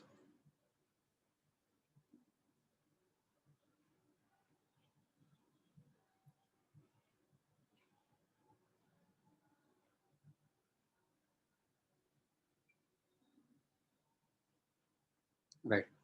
So I'm making the slots. So these are the slots. Slots. Now what I need to do, now in the slots I need to place the conductors. So those conductors may be in single layer or double layer. So these are the conductors. I'm placing the conductors. I'm trying the front view. Inside the conductors will be there. So these are the conductors. And those conductors are being joined to form a three-phase winding. And those three-phase windings may be connected either in star or delta. And the remaining three terminals are being brought out, like A, B, C terminals are being brought out. A, B, C. So when I give a three-phase excitation to that, then that core will produces a magnetic field. One magnetic field is done. It is ready. Is this point clear? Confirm me. Is this point clear? Confirm me. Right. One magnetic field is ready.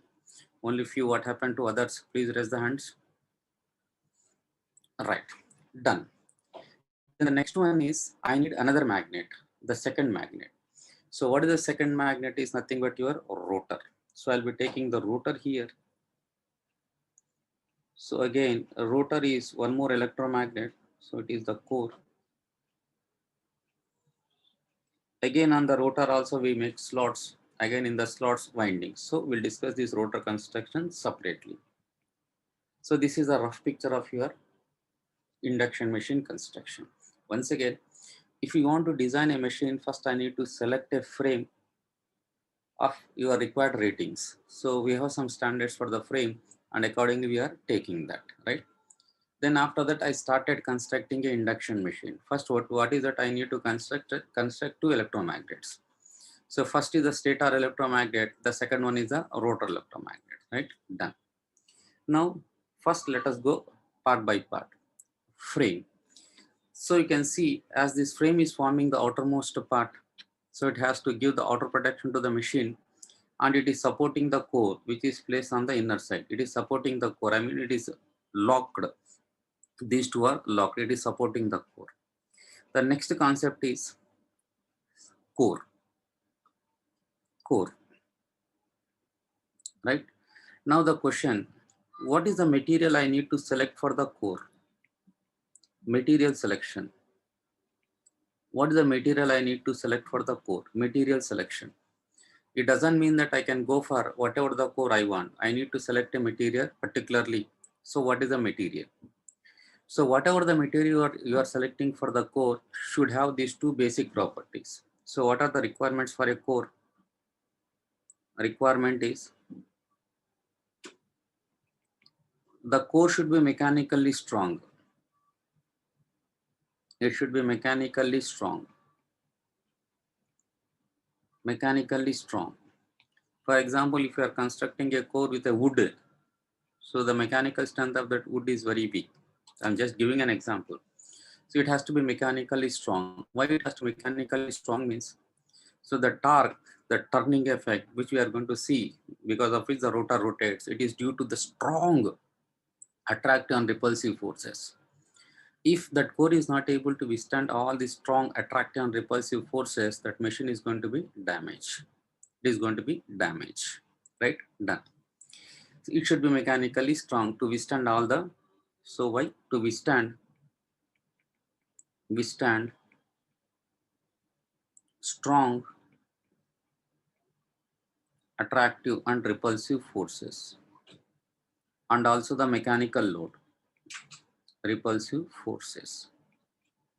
The second one is the permeability of the core should be infinite ideally. But in practical cases, it should be very high. Permeability should be high. When I'm talking about ideal case, it should be infinity. Then what do you mean by permeability? Permeability is nothing but the ability of the magnetic field lines. And that means the material to allow the magnetic field lines.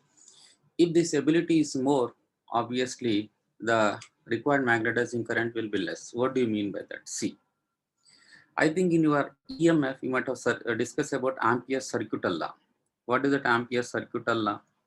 The magnetic field intensity because of a closed contour is equal to the current enclosed. If I'm just writing the magnitude, H into L should be equal to I mu, and H is nothing but B by mu, mu R into L is equal to I mu. So if I want to have small amount of magnetizing current, small amount, then this permeability should be very high. If the permeability is high, then this machine will draw less magnetizing current to produce the field. If it is drawing less magnetizing current, then the reactive power drawn from the source will be less. When the reactive power drawn from the source is less, the power factors will be high, and we have advantages with that. I already might have seen the advantages of good power factors, right? So for example, if I'm calling myself as a source, so if I'm supplying only active power, then my factor will be unity. But in addition to that, if I'm supplying the reactive power also, so my power factor will be reduced, right? So when the power factor of this source will be reduced, it means if I'm supplying the reactive power also. So when the reactive power will be supplied means if I'm having a inductive coils or inductive nature elements, right? So an induction machine which works on inductive nature, so it will draw reactive power. So it will draw magnetizing current. So if I want to reduce the amount of the reactive power, I have to see that the magnetizing current drawn should be less. If the magnetizing current drawn should be less, means the permeability of the core should be very high. So that is the reason whatever the material you are selecting for the core should have high permeability, So the second point is the permeability of the core should be very high. So whatever the material you are selecting, should have these two basic properties. One is the core should be mechanically strong, or the material should be mechanically strong, and the permeability of the core should be very high, right? Is this point clear? Confirm me. Is this point clear? Confirm me. Yes, done. So which material is satisfying these two requirements means the naturally available material, it is iron. But generally we don't use iron, we add a small amount of carbon and we are calling that one as steel. So remember, steel is not naturally occurred. So steel is nothing but your something like man-made metal. Why? Because it is not occurring naturally. So which material is satisfying these two conditions means the steel. So the steel is satisfying these two conditions. So steel is a material with very strong nature, and also the permeability of that steel will be very, very high, very, very high. But for just 1 second,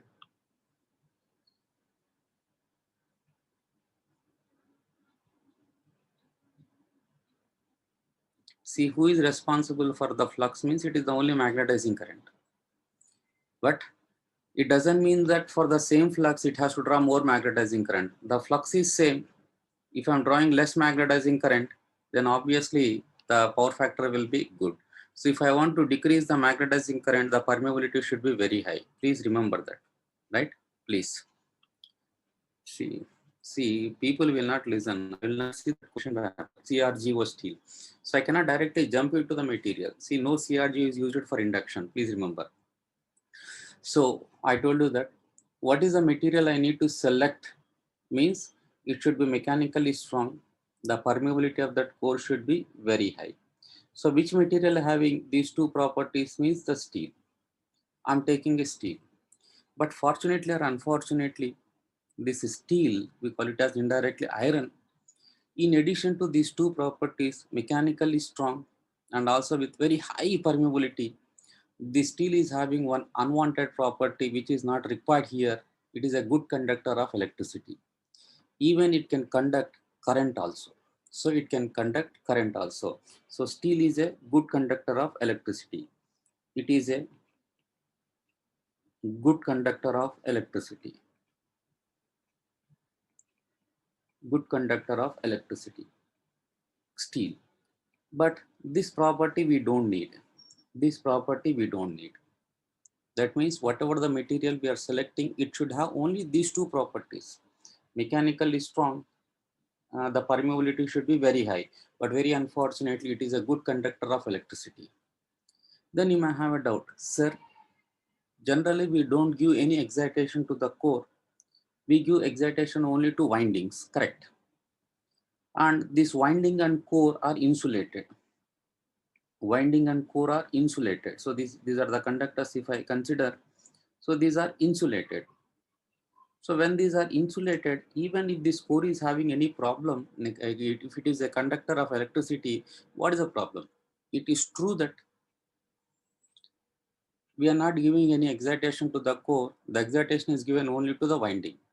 But very unfortunately, even in the core also, we have an EMF, and that EMF finds a closed path that will circulate a current, and because of that, that core will get heated up. So how an EMF will be induced? Why? Because there will be some flux cutting action taking place. We'll see in the coming days. Due to this flux cutting, even though we are not giving any excitation, so due to the flux cutting, the EMF will be induced inside the core.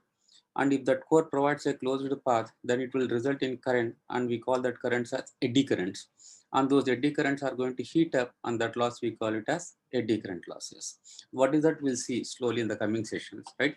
So finally, can I say the core which we are selecting should not be a good conductor, or it should not be a conductor of electricity. It should be only mechanically strong. The permeability of the core should be very high. Is this point clear? Confirm me. Is this point clear? Confirm me. Right. Done. Now what I need to do means, now I need to reduce the electrical property of that core. So if I want to reduce the electrical property of that core, I need to do something. But remember, whenever you are trying to reduce the electrical property of that core, these first two conditions should not be disturbed. That means the mechanical strength should not be disturbed. The permeability of the core should not be disturbed. So for that, what I'm trying to do means, so to the silicon, I'll add. To the steel, I'll add silicon.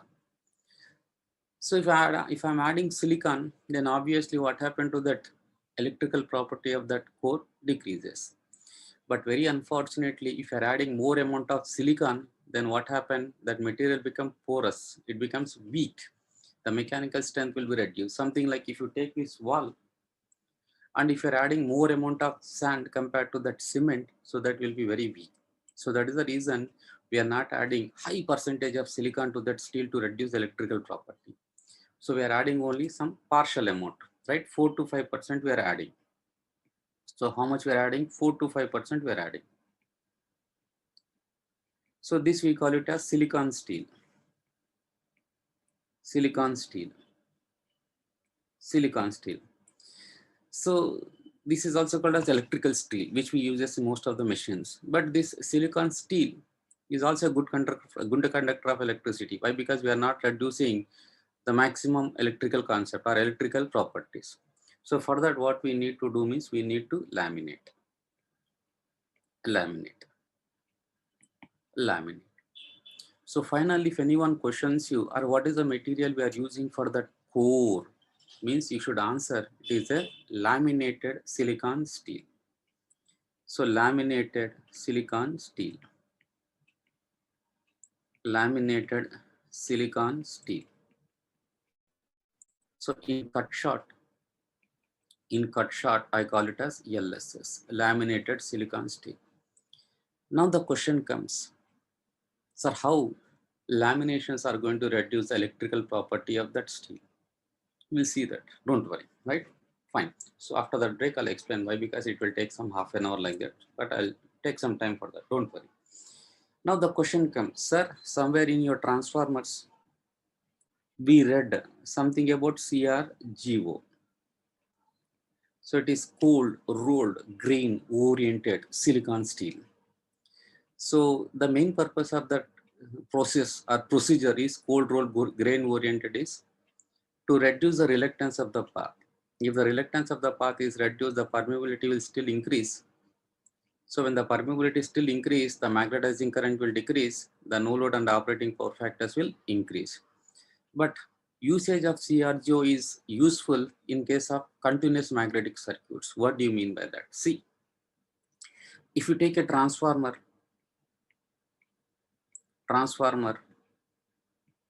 in case of transformer, the magnetic circuit is continuous. So here, whatever the flux that is produced, we'll see only one media, that is the core media.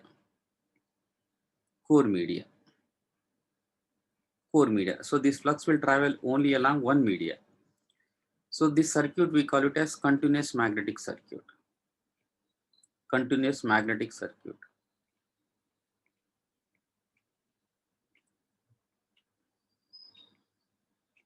Magnetic circuit.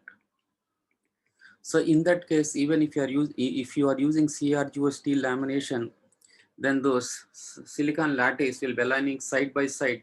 I think in your transformer, your teacher might explain. Then overall length of the magnetic circuit will be reduced. When the magnet length is reduced, the reluctance will be reduced. Why? Because the reluctance is something like this. Reluctance is L by mu naught mu r into A. So when the length of the magnetic circuit is reduced, why? Because they will be aligned side by side, that cube. Reluctance will be reduced. When reluctance is reduced, the magnetizing current is reduced. Then the reactive power is reduced. Then the power factors will be increased at no load and also during full load. This is the provision what we are having in case of a transformer. That is the reason we are going for this CRGO steel lamination. Your teacher will discuss much in detail about that. But whereas in case of induction machines, the circuit is not continuous. The magnetic circuit is not continuous. The magnetic circuit is discontinuous. Why? Because there is a rotating part.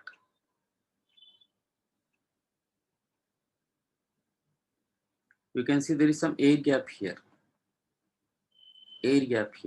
So this is the magnetic circuit length.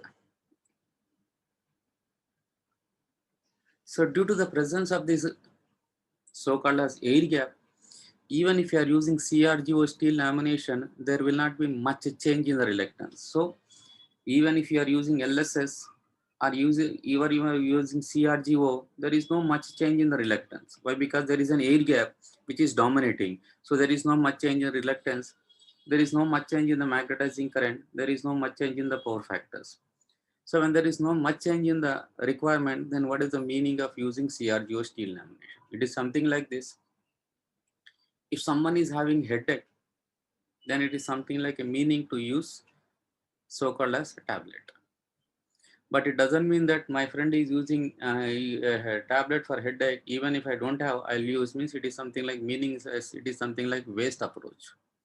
So if you are using a CRGO, even in case of an induction machine, there is no much use. Why? Because there is a air gap here. So there is no much use, but only the cost will increase, and which is going to have more burden on you people. So that reason, in case of induction, particularly in case of rotating machine, you don't use any CRGO steel laminations. You use only a laminated silicon steel. Is this point clear? Confirming?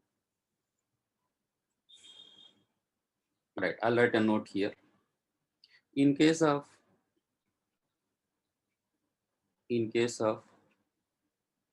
rotating machines,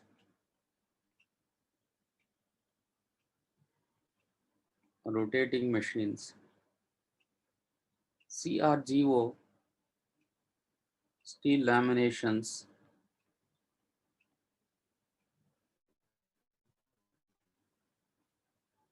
are not used because even if CRGO steel lamination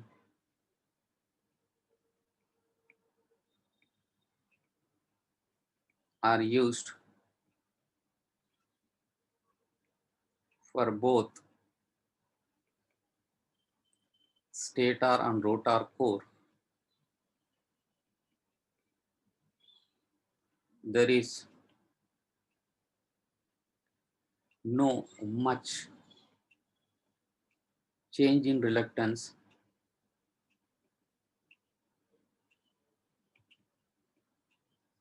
due to the presence of area. Area. So this is something about like this, right? So we are not using CRGO steel laminations in case of a rotating machine, right? Once again, let me repeat. So if I want to design any machine, first I need to select a core, sorry, frame. So this selection of frame is based on your so-called as design ratings, power ratings. So let us consider in our case, we need to design a 5 HP induction machine. Accordingly, I have selected a frame for 5 HP induction machine. As I told you that to produce a torque or the turning effect or power, whatever it may be, we need two magnetic fields. And to produce the two magnetic fields, we are using two electromagnets. So here they are cylindrical electromagnets. So the first one is the stator core or stator electromagnet. We are designing like a cylinder and we are fitting inside the frame. The second thing is that core should act as a magnet. So if it has to act as a magnet, so we have to place a coil on that. So when you have to place the coil, so you can see no coil should come out. So everything should be done inside.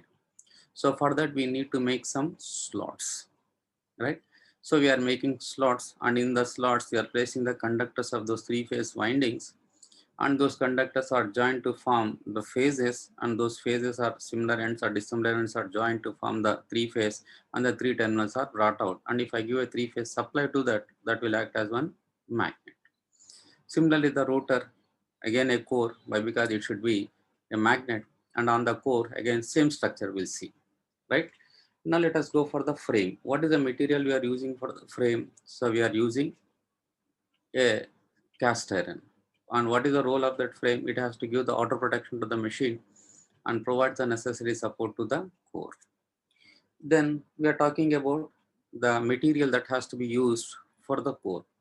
As I told you that it should be mechanically strong, the permeability of the core should be very high. So which material is having these two means the steel. But very unfortunately, the steel is a good conductor of electricity. So whatever the core we are using, it should not conduct any current. So I need to reduce the electrical property of that steel without disturbing much of the first two properties. So one of the way to reduce that electrical property is adding silicon. But if I add silicon in more percentages, that so-called as material become brittle, weak. So for that, the mechanical strength is going to be reduced. So we are not going to add more amount of silicon. We are going to add only some 4 to 5% of silicon. But still, that silicon steel is a good conductor of electricity, right? So I want to reduce that electrical property still. So for that, we are going to laminate, right? So by laminations, we can reduce the electrical nature of that steel. Anyhow, we'll see after the break. So finally, what is the material we are using for the stator core? Means laminated silicon steel. But I think in your transformer, so many times I used to compare this machine with a transformer. So when we are using a CRGO steel lamination for a transformer core, why can't we use? So I think your teacher might have explained to you in detail what is the advantage we have with CRGO compared to non-oriented steel. So in orientation, that lattice will be arranged side by side, the reluctance will be reduced, and the magnetizing current will be reduced. Your teacher might have explained that. But here, due to the presence of the air gap, why it is an air gap, the rotating part has to rotate. So there has to be some air gap. So for that, we have to use only LSS. So we cannot go for CRGO. Is this point clear? Confirm me all of you. Raise the hands. Right, done. So we'll take some break. After the break, we'll see the remaining part. Right. One, show the notes, sir. Right. Anyhow, Baba, I share the material. Don't worry. Right. Right. Done. So I'll stop for now. So 20 minutes break as usual. So I'll come back after 20 minutes. Right. Thank you.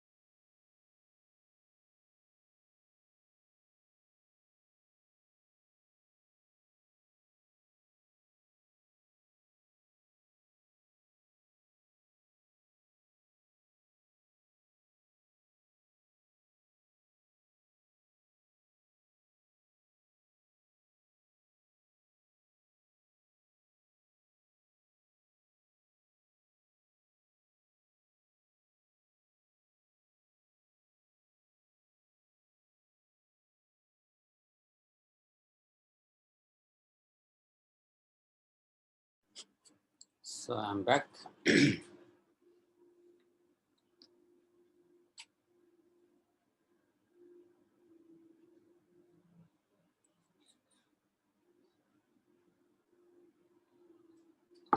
So all of you, can you see the board? Raise the hands. Right. So, what is the material we are using for this core? Means it is a laminated silicon steel. So as of now, what I'll try to do means I'll try to explain what are called as eddy current losses, right? So, with respect to induction, I'll be explaining later, but I'll be explaining the fundamental concept of eddy current losses. Please see, what are eddy current losses?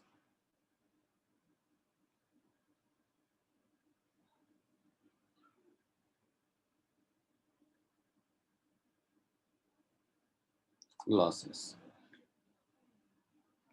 or eddy current loss, singular, right? So for that, what I'll try to do means I'll try to consider a part of the transformer core.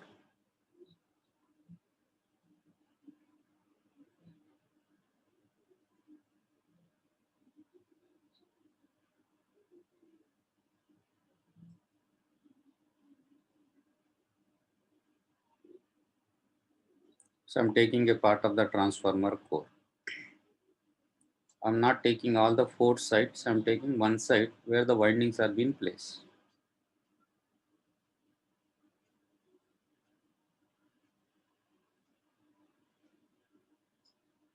So this is the core, right?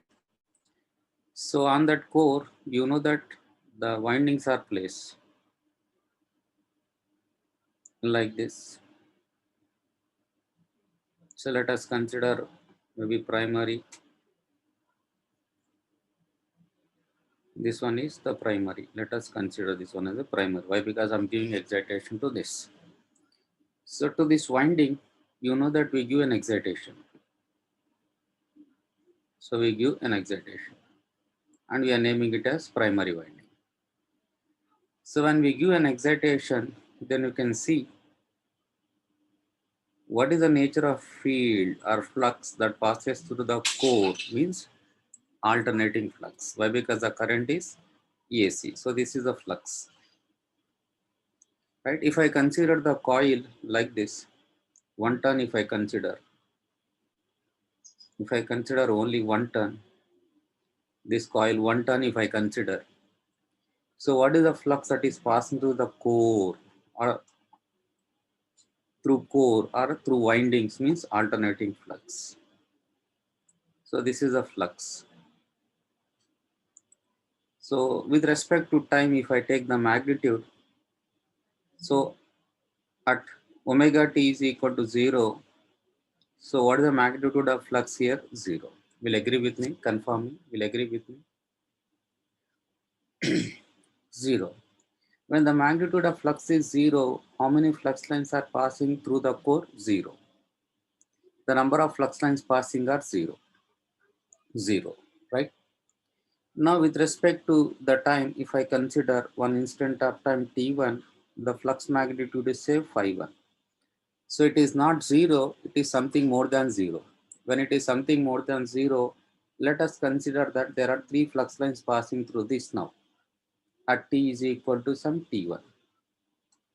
Then let me consider at t is equal to t2, the flux magnitude is still increase. When the flux magnitude is still increase, the number of flux lines passing, why? Because the group of flux lines represent the flux. More are the flux lines, more will be the flux. In other way, more is the flux magnitude, more number of flux lines are passing. Now you can see at T2, the number of flux lines passing to that coil are increased. Why? Because the flux magnitude is increased. Then what is that observation you can see? So with respect to time, the number of flux lines passing inside the coil. Why? Because the coil is placed on the core and the flux is passing through the core. So the number of flux lines passing through the core are changing. So according to Faraday's law, if the number of flux lines are changing, then the flux linkages with that coil are changing. So due to this, what is induced in this coil? An EMF is induced, right? So can I say like this? As the nature of flux is alternating, then the number of flux lines which are passing through the core are changing with the time. When the number of flux lines changing with the time means the flux linkages with that coil are changing. So due to the changes, what is induced inside the coil, an EMF is induced. Is this point clear? Confirm? Confirm? Right. Now I consider this core, and in that core I'll consider a part. So I'll consider one plate like this, one small plate. So you know that if I consider a point, the integration of a point is a line. If I'm taking this one as a core, it is something like a plate. If I consider here, the integration of those plate is nothing but a core. I'm considering a plate here. Why? Because it is a magnetic material, I'm calling it as a plate. So if I consider this plate here, if I draw that plate here,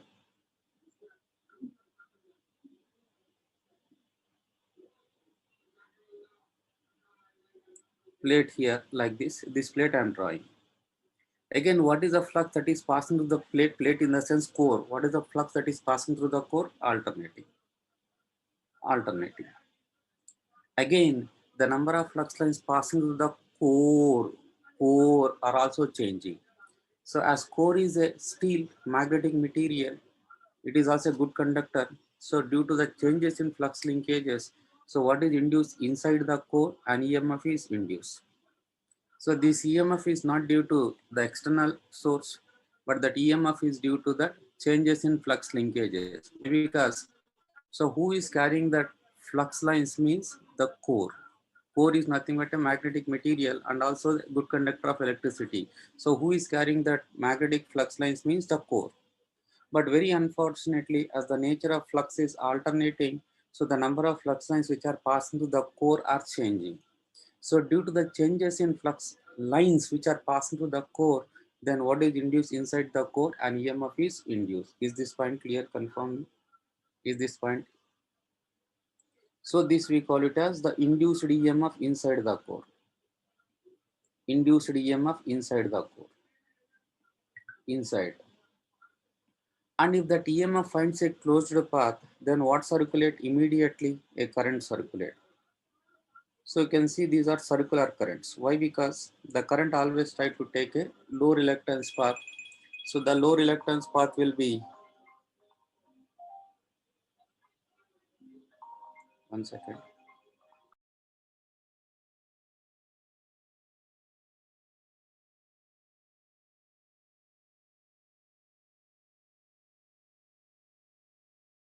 right. So because of that EMF, what circulate inside the core? Current. So these currents we call it as eddy currents. Why the name eddy has come means, you may be knowing that in your school days, your teacher might have scolded you, are you eddy fellow? Something like muddy fellow, eddy fellow.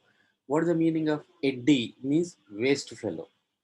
So these currents are the waste currents. Why? Because in any machine, only the windings are supposed to carry the current. Other than that, no part of the machine should carry the current. But very unfortunately, if any part of the machine is carrying the current, so due to that current, that part will get heated up. So for that, a part of the power has to be sacrificed. As a result, the efficiency of that machine is going to be reduced. So we have to take the utmost care that no part of the machine, no part of the core is supposed to carry any current. But very unfortunately, due to the alternating nature of the flux lines which are passing through the core are changing.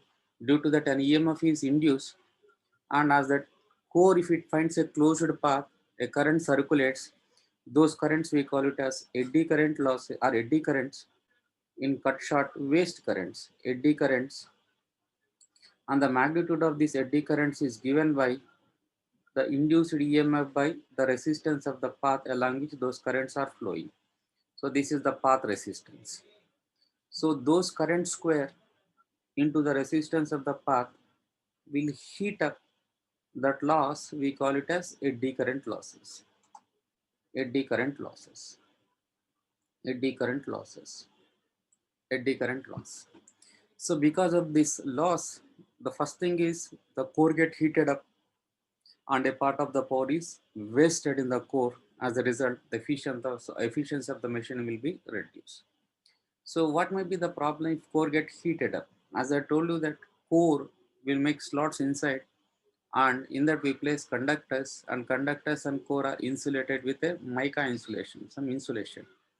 So very unfortunately, if the core is getting heated up, that insulation will also get heated up in addition to that losses in the winding. So the temperature will be high, and that insulation will melt, and obviously the machines will get damaged. So for that reason, we are supposed to see that the losses should be reduced. So one of the way to reduce that losses is instead of taking a solid core, you take a hollow core. If you take a hollow core, then the resistance of that path will be very high. In air, the resistance is infinity. So there are no eddy currents. Then we can obviously reduce the eddy current. But if I take a hollow core, then the permeability of that air is very, very less. The machine will draw more magnetizing current. One more thing is in a hollow core, the mechanical strength is very weak, then the machine will get damaged. So for that, in order to reduce this eddy current losses, we cannot go for a hollow core, right? If I take a hollow core, electrical property is reduced, but very unfortunately, the flux lines which are supposed to pass through the core, they are supposed to pass in air. The permeability is very less. The machine will draw very high currents. But because if you see this equation, so here mu r is 1 for air. When it is 1, so the permeability is mu naught is 4.2 10 power something. So it is very, very, very, very, very less. Then it is very less, the reactance will be very, very high. Then the magnetizing current run will be very high. The power factors will be very, very less. So for that, we are not supposed to take a hollow core. Then without taking a hollow core, how to reduce these eddy currents? So that is the question. Is this point clear, confirm? Right. So for that, what I'll try to do means, instead of taking a solid core, I'll take a laminated core. So I'll take a laminated core like this. So I'll not take a solid core, I'll take a laminated core.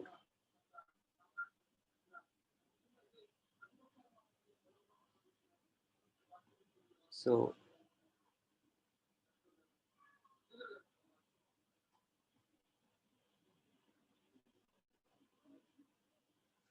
so,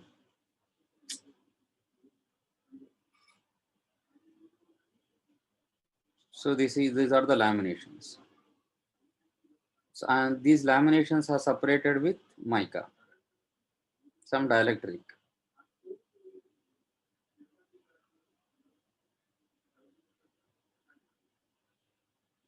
You can see, this is the core, and we are calling that as laminations, and each lamination is separated with a insulation. You can see it is separated with a insulation. So these are called as laminations. Laminations. So instead of taking a solid path, I'll take a laminated core, and they have been pressed. And in between each lamination, we put some insulation. So if I take the same EMF here, and here if I consider the current, you can see the current. So this current has to take this path. But when that current is flowing, it is supposed to flow through the insulation in between. When it is supposed to flow through in between the insulation, what happened to the effective resistance of the path increases. Why? Because between the two conducting material, we are putting some insulation. So that insulation will have high resistance. As a result, the effective path of the resistance will increase. So when the effective resistance of the path is increased, obviously what happened to the magnitude of eddy currents decreases. When magnitude of eddy current decreases, what happened to eddy current losses will also decreases.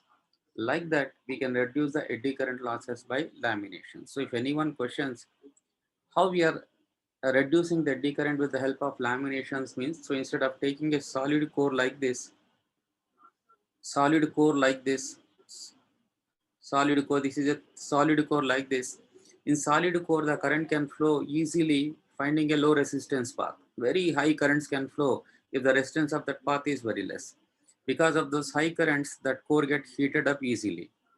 But instead of that, if I go for a laminated core, that means small blades like we'll take, and in between that we'll take some insulation, and these are being pressed to form a core. As a result, what happened to the magnitude of eddy current decreases. Why? Because the resistance of the path is increased. I'll take a small example. You take a 100 meters run, you'll be having some hurdles. When there are no hurdles, you can travel with, you can run with very high speeds. The time taken to reach the destination will be very less. But when you are having some hurdles, some jumps, then you have to jump and go. So the time taken will be more and you'll have it less velocity. So here also, if you are having laminations, in between the laminations, if you are having some insulation, the effective resistance of the path will increase. When the effective resistance increases, what happened to the magnitude of eddy current decreases, and hence what happened to the eddy current losses decreases. Like that, we can reduce the eddy current losses. Is this point clear? Confirm me. Is this point clear? Confirm me. All right. Now the question depends. Lamination thickness. Lamination thickness. Thickness. So this lamination thickness, which decide this lamination thickness, the frequency of those flux reversal, frequency of those flux reversal, frequency. So my voice is audible, all of you, right? Frequency, what do you mean by that? See, if I take the EMF induced inside the core, the same AC equation I take, 4.44 F5, I can take the same, this one. If the frequency of this reversal is more, the number of times the cycle changing is more, then what happened to the magnitude of eddy, what is the magnitude of induced EMF? More. If magnitude of induced EMF is more, what happened to eddy currents? More. When eddy currents are more, what happened to eddy current losses are also more. So more is the frequency of those currents inside the core, more will be the eddy current losses. So if more is the eddy current losses, more will be the heating effect in the core. So if I want to reduce those eddy current losses, then I need to put more amount of insulation. So if I want to put more amount of insulation, then I have to reduce the thickness of the core. See, here if this is the thickness of the core, if this is the thickness of the core, so if I want to increase more insulation, then what I have to do, I'll take the same, just I'll repeat, don't worry, just give me time. So if this is the core, as I need to place more amount of insulation, why? Because eddy currents are more, then I have to see like this.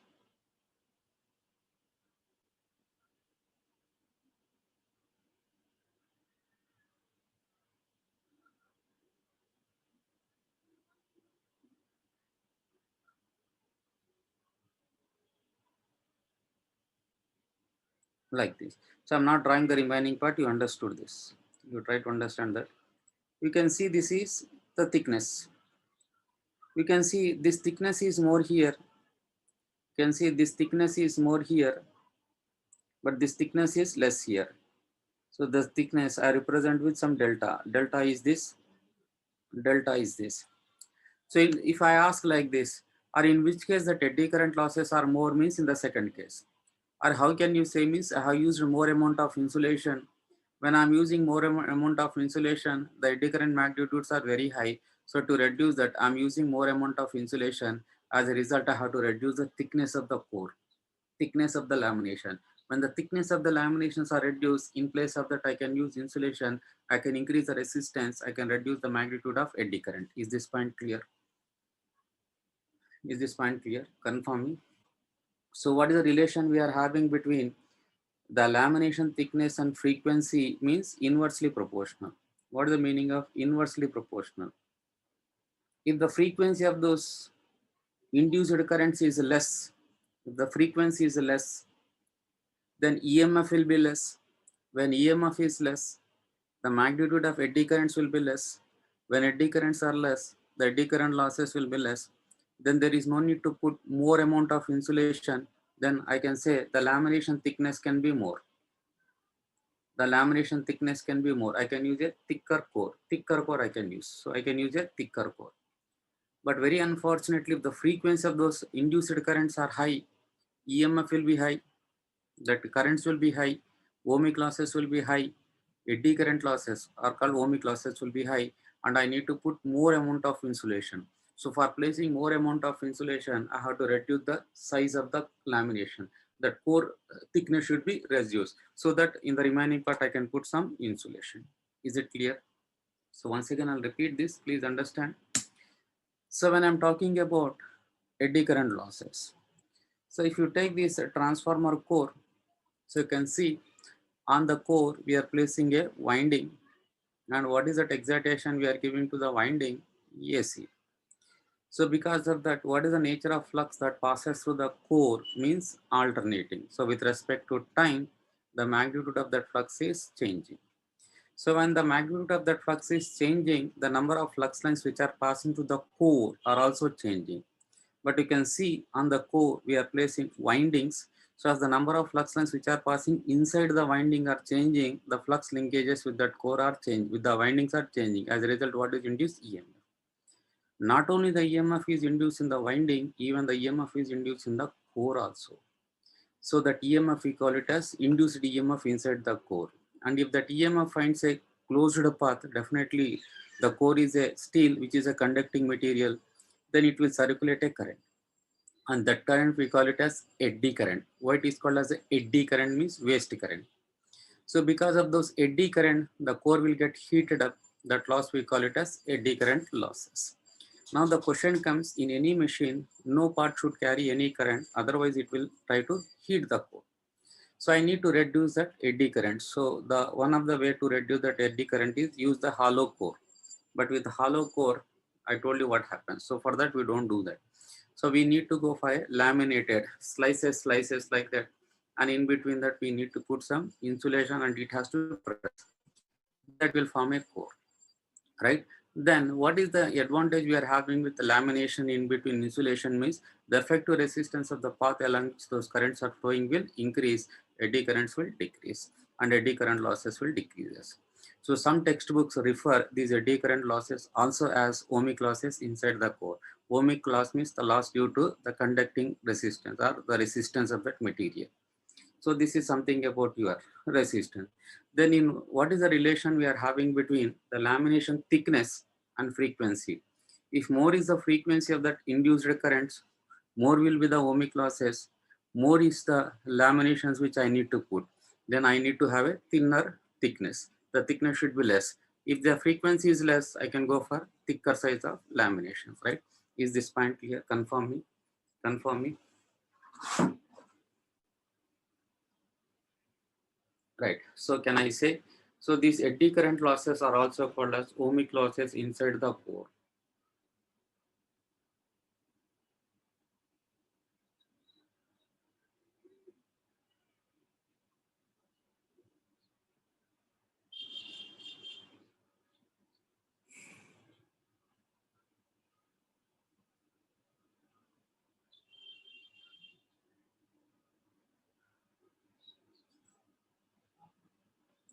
Right. So this is something about eddy current losses. Of course, so with respect to induction machine, we are going to see how EMF will be induced inside the core. That we'll see in the working principle. So this is something about your core material. So finally, what is the material we are using for the core? Means it is a laminated silicon steel. Why not CRGO? Already I told you. Next point is, if you look into the construction, we make slots. So slots are made on the inner periphery of the core to place the stator conductors. So why we need to make the slots means to support the conductors, right? So slots are made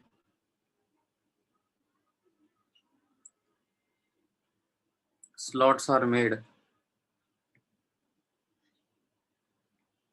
slots are made on the inner side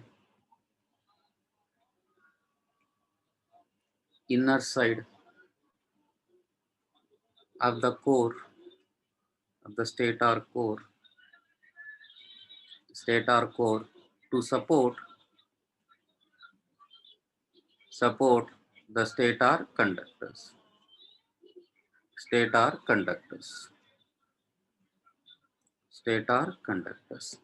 Is it clear? To support the stator conductors, right? Is this point clear? Confirm me, all of you. right. But fortunately or unfortunately, so these slots are disturbing or damaging the properties of the machine. Then you might have a doubt, sir. Slots means they are nothing but small cuts inside the core. How can you say that these are damaging the performance? Yes. So particularly in case of an induction machines, the slots plays a vital role. So you are supposed to be very much careful while you are designing the slots. Now the question comes how they are going to damage the performance of the machine. I'll tell you. Please see. So if I am considering the stator core and rotor core without slot, if I consider this is the core, stator core, and this one is the rotor core, and we don't have any slots. We don't have any slots. So this is stator and rotor core, stator and rotor core without slots, without slots. When there are no slots, you can see the air gap is uniform. You can see this air gap is uniform. Air gap is uniform. Uniform. That means the surfaces are very smooth. The air gap will be uniform, right? So when the air gap is uniform, the flux lines which are coming from the stator core will be uniformly distributed. Why they are uniformly distributed means the reluctance offered will be same throughout the surface. So you can see air gap is same. So the opposition to that flux lines from the air gap will be same. So what is the reluctance? The opposition to the magnetic flux lines. As the air gap is same, the opposition throughout the surface, throughout the air gap will be same. When the opposition is same, the flux lines will be uniformly distributed. Is this point clear? Is this point clear? So reluctance is uniform. So can I say reluctance is uniform or reluctance is same? So flux distribution is uniform. Flux distribution is uniform. So when the flux distribution is uniform, the torque which depends on this, the flux distribution is uniform. So the torque which depends on this is also uniform. So torque is uniform or torque is smooth. Torque is smooth. There is no, a torque is uniform. When the torque is uniform, the machine will not have any vibrations and the machine will not have any noise. But you can see when you switch on this fan, it makes some hell of noise. Why? Because the torque production is not a uniform. It is having some harmonic content. Because of that, we are having some noise and we are having some vibrations. But if you are having a quiet, calm operation, then I can say the torque production is uniform. So that is possible with the machines with uniform air gap. But very unfortunate, it is not possible to design a uniform air gap. So can I say as of now, if there are no slots made on the stator and the rotor cores, so the air gap will be uniform. When the air gap is uniform, so the reluctance offered, what is it? Opposition offered to that flux lines which are coming from the stator will be same. As a result, the flux lines will be uniformly distributed, right? When the flux lines are uniformly distributed, the torque which depends on that flux distribution is also uniform. The machine will not have any noise and vibrations. Is this point clear? Confirm me, all of you. Right. But fortunately or unfortunately, without slots, it is not at all possible to place the conductors. Why? Because we cannot place those conductors over the machine. So it has to be done inside the machine. So for that, compulsorily, we need to make the slots, right? Let us see the machine with open slots. I'm trying to take with open slots like this.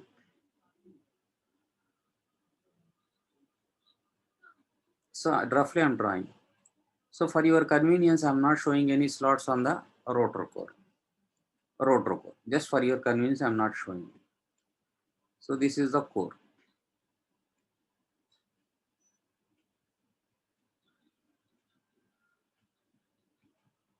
like this. Then I just define some axis for your convenience. What is that means? One is this axis, I call it as slot axis. slot axis, and I call this one as teeth axis, just for your convenience. Now the magnetic flux lines are traveling from stator core to rotor core. For example, if they want to travel from this part, they need to travel in the air. From here to here, they need to travel in the air. So such a long distance, they need to travel in the air. But if they want to travel along this path, so they need to travel only this much in air. So can I say, because of these slots, the air gap is becoming non-uniform. So can I say, under the slots, the air gap is more. Under the teeth, the air gap is less. Will you agree with me? Please confirm. Right. So here, the air gap is non-uniform. So here, air gap is non-uniform. Can I write with the slots? With the slots, the air gap is non-uniform.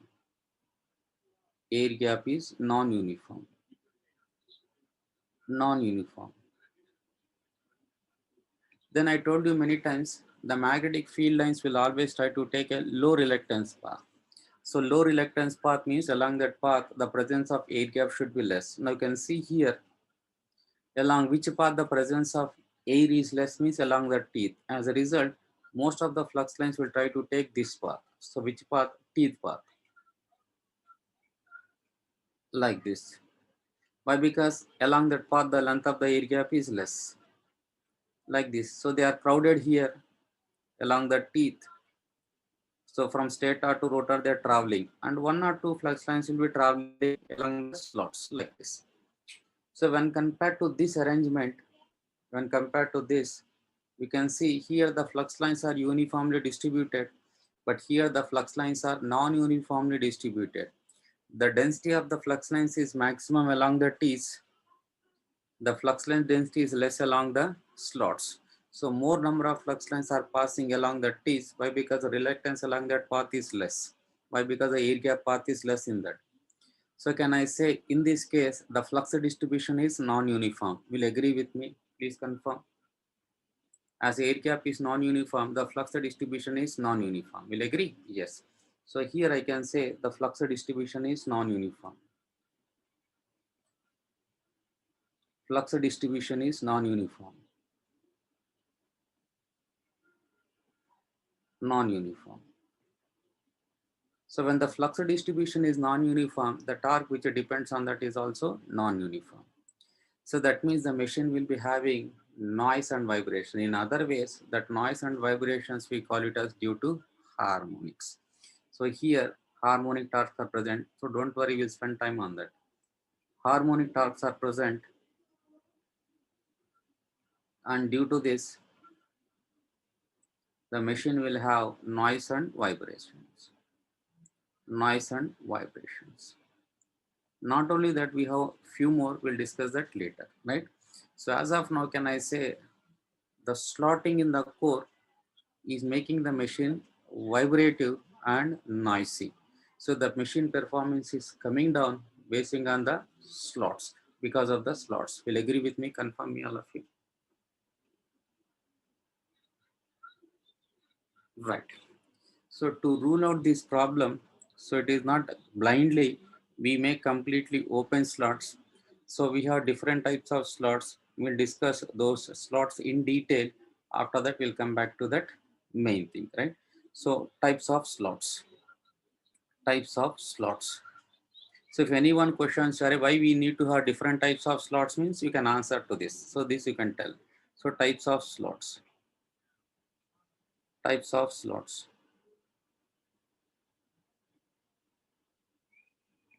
One is open slot.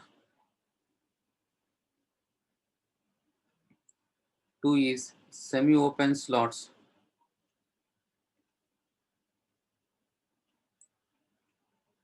Three is closed slots. Closed slots. Closed slots, right? So tomorrow I'll show the core also with the slots tomorrow. Pictures I'll show it, don't worry. So instead of searching, I'll just pull and I'll keep it, I'll show. So before we conclude, which type of slots are being used for induction machine? then what we need to do means we have to discuss their advantages and disadvantages. Once we discuss the advantages and disadvantages of all these three types of slots, then basing on the requirement, we conclude that which slots are being used for induction machines, right? So we'll see their advantages and disadvantages, right?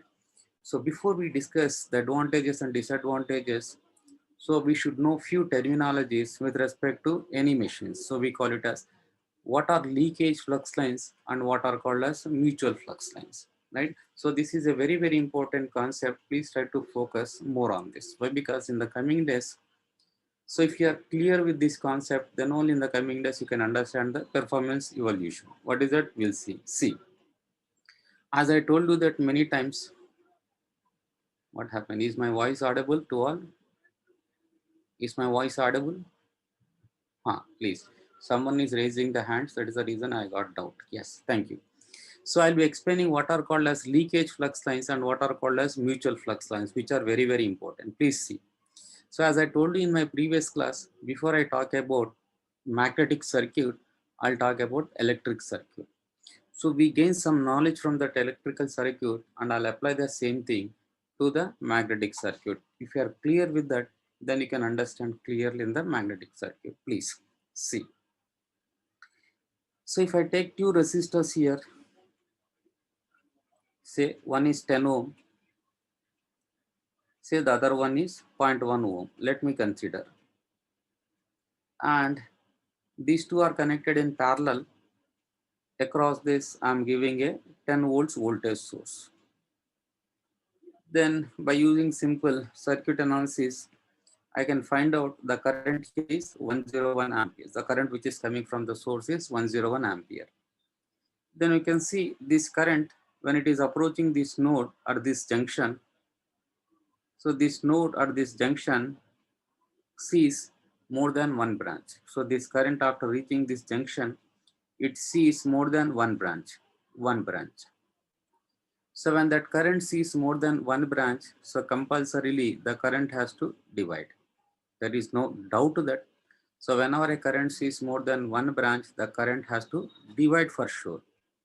So who decides the division of that current means the resistance of the path. So in this, in which case more amount of current will flow means for sure this zero point 0.1 amperes will carry the maximum current. How much? 100, and this will carry 1 ampere. So is it clear? All of you confirm me? Right. So can I say whenever a current sees more than one path, definitely the current starts dividing. So the division of this current depends upon the resistance of the path. The path with low resistance will carry more current compared to a path with high resistance. It is true that when compared to that 100 amperes, 1 ampere current is very less, but my intention is not to neglect that. Right? We can neglect, but my intention is not to neglect even maybe few point milliamperes or maybe microamperes. Still, I say whenever a current is more than one path, the current starts dividing. But in which case, all current will flow only one path and the currents will be zero in other path means if I am having n branches, and in this n branches, if one of the branch resistance is zero, then all the current will definitely flow through this 0 ohm branch and the current in other branches will be absolutely zero. There is no current flows in the other branch. So in that particular case only, so all the current will flow only along one branch, the currents in other branches will be zero. But if I take the first case, so as the resistance of those two branches is not zero, so current will start dividing. So maybe small amount of current will try to flow in other branches. So compared to that 100 amperes. Is this point clear? Confirm me. Right. Then similarly, what is the analogy of current in a magnetic circuit? Flux. I'll be taking a magnetic circuit like this, and this is a solid core. Solid core. Solid core means the permeability is very, very high. So let us consider in this solid core. some 5 flux lines are traveling. How many flux lines are traveling? 5 flux lines are traveling. So very difficult to draw. Yeah, 5 flux lines are traveling. Now they are reaching some part here. So here you can see even this also finds two ways. One is a hollow core. This is a hollow core. There is no solid material inside. Hollow core. The other one is a solid core, just like the first material. Solid core. Now here also you can see the magnetic field lines are seeing more than one path, two paths. So how these magnetic flux lines will divide means you can see most of the flux lines will take the low reluctance path. Which one is the low reluctance path? This one. So most of the flux lines will try to take this path. With that, but it doesn't mean that there will not be any flux lines flowing in the first path. Definitely one or two flux lines will flow. Conditions apply. If the permeability of this path is infinity, then all the flux lines would have traveled to the second path. But the permeability is not infinity as it is finite. Maximum flux lines will be taking the solid path by because the permeability is more compared to the other path, and hence you can see there is a division of flux lines. So can I say just like the current which divides basing on the resistance, the flux lines will also divide basing on the reluctance or the permeability. The path with low reluctance will carry more number of flux lines compared to a path with high reluctance. So can I say even when the magnetic flux lines come across more than one path, the magnetic flux lines will start dividing. So the division of this magnetic flux line depends upon the reluctance of the path. The path with more reluctance will carry more number of flux lines compared to a path with, sorry, more reluctance will carry less flux lines compared to a path with high reluctance. Is this point clear? Confirm. Right. So can I write whenever whenever the magnetic flux lines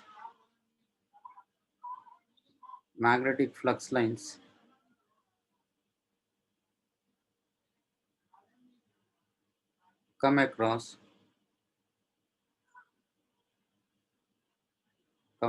more than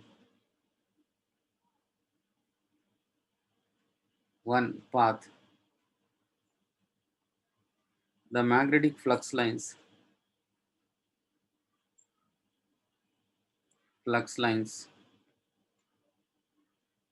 starts dividing. The division of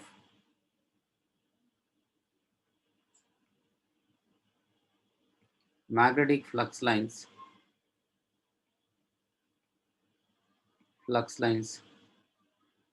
depends on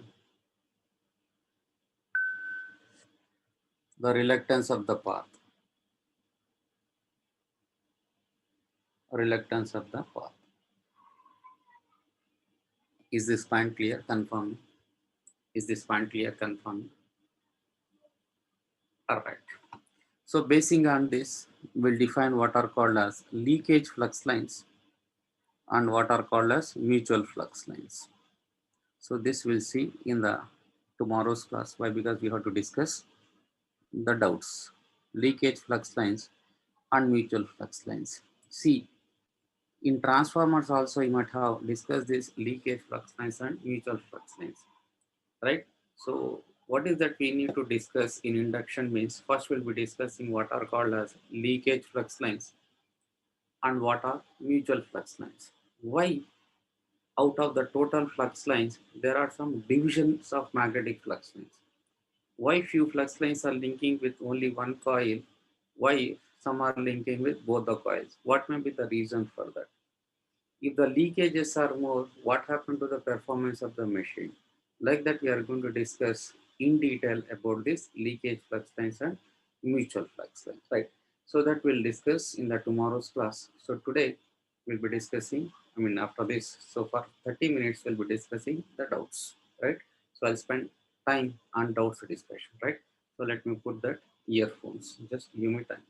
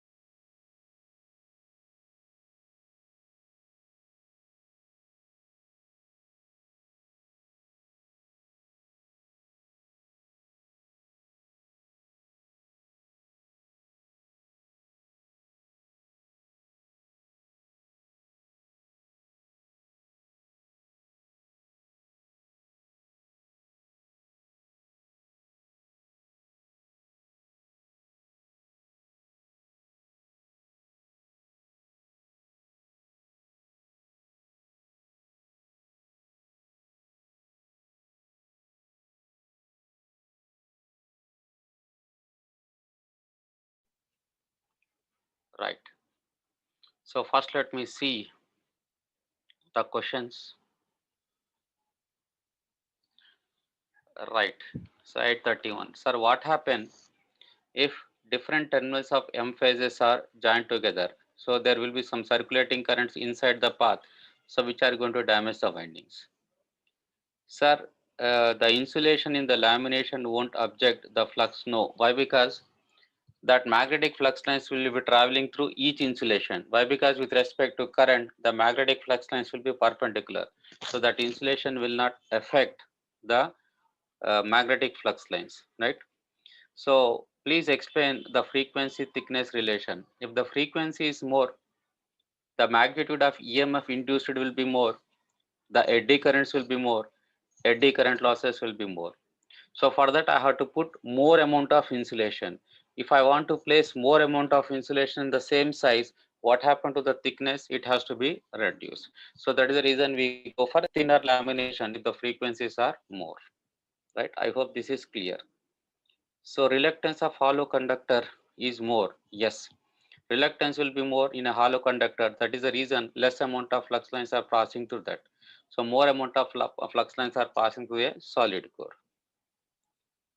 So in distributed winding, how they are being placed 120 degrees. So that you will be discussing in your synchronous machine. Your teacher will explain the placing of that windings. Don't worry.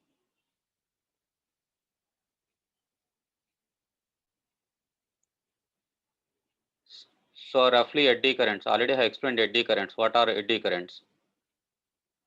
Low reluctance means low resistance path. Yes, high permeability path. Correct.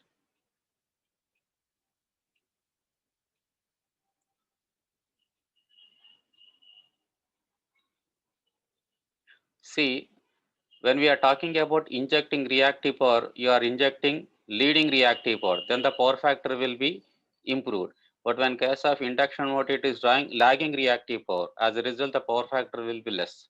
Anonymous attending.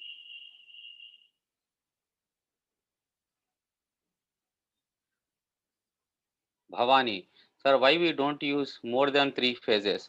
I think in your power system, your teacher might have explained you the advantages of 3 phase supply or 3 phase compared to other phases. So that is the reason we are using universally a 3 phase. So as we have many advantages with 3 phase. So 2 phase windings are 90 degrees time angle. Yes. So the space angle has to be 90, whereas the time angle, the angle between the peak should be 90 degrees. So that proof we'll see. So hysteresis loss is different from this. Whenever the time comes, I'll explain about hysteresis losses.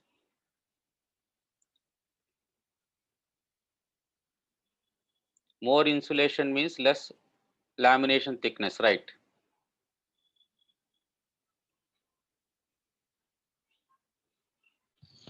No.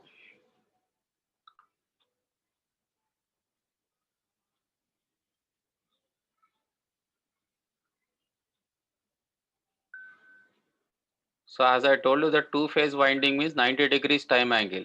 Then only that rotating magnetic field is produced. That I'll explain in the coming days. Don't worry.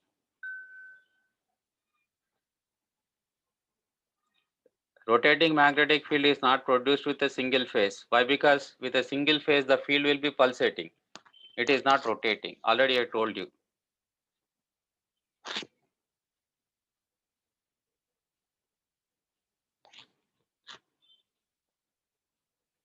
Once explain the reluctance of a hollow, it is a air. Hollow means air. So what is the permeability of air? It is very, very less. When the permeability is less, then definitely reluctance will be very high. Reluctance is inversely proportional to permeability. Right. So this is something about your questions. See one thing, please try to ask the question related to today's concept or completed concept, not like the previous, please, or something irrelevant to induction. Please try to ask.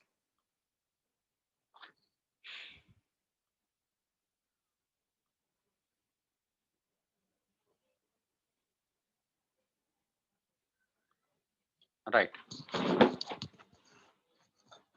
Sai Charan Reddy. Hello, sir. Sai Charan Reddy. Sir, Please increase we your cannot. volume, Sai Charan Reddy. Hello, sir. Am I audible, sir? So you are not audible, Sai Charan Reddy. Hello, sir. Please try to increase the volume. Hello, sir. Hello. Now you are audible, please. Sir, in more than 3 phases, you told that delta will not work now, sir. So Not why it delta. is so? See, what is the meaning of delta? How many phases or how many sides? 3 sides, sir, for 3 phases. Yeah.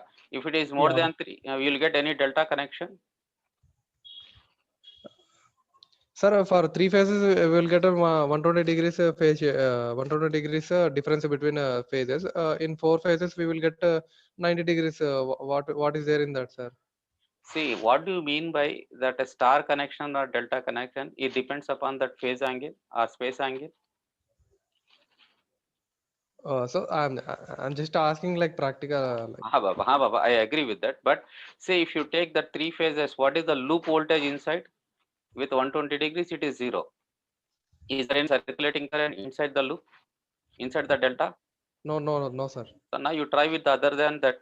So there will be some loop voltages which are going to result in current and they are going to damage the winding. That is the reason we go for a star connection with all the unbalance, if any current flows, that will travel to the neutral, which is not possible in that other cases.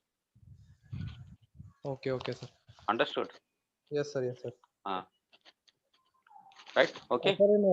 Sir, in two phase, you made it to A dash and A and B dash and B. Why so, sir? See, it is something like positive cycle, negative cycle. So during positive cycle, one conductor will carry the current and through another conductor it will go. But in the negative cycle, the other conductor will carry the current and the upper conductor will return the current. That is the reason I told like that, two phase, nothing more than that. Sir. So the supply for both A and A dash will be same, but there will be a Cycles, positive positive, cycle, negative cycle. Okay, sir. correct, right? Understood? Okay. Right, Sir, Baba, right. sir, another last one, sir. Ask. Shai Charan But Reddy. for you told that for a sequence of a phase sequence of ABC, there will be a clockwise direction and a sequence of ACB like a negative reverse sequence or there will be a Counter. anti-clockwise. Will there be any standard for this, sir? Pardon? Maybe positive sequence means a clockwise direction like that. No. So generally, basing on your sequence, the direction will be indicated. So the question which was asked in the previous gate examination was, if ABC is giving a clockwise rotation, then what has to be the phase sequence for the counterclockwise rotation? If the question asked is, if ABC gives a counterclockwise rotation, what will be the phase sequence for clockwise rotation? The question may be like this, which is opposite to that, you have to give the answer. Okay, sir. Understood? Yes, You sir. refer the previous gate questions, you'll find these questions. Okay, Okay, sir. Right, thank you.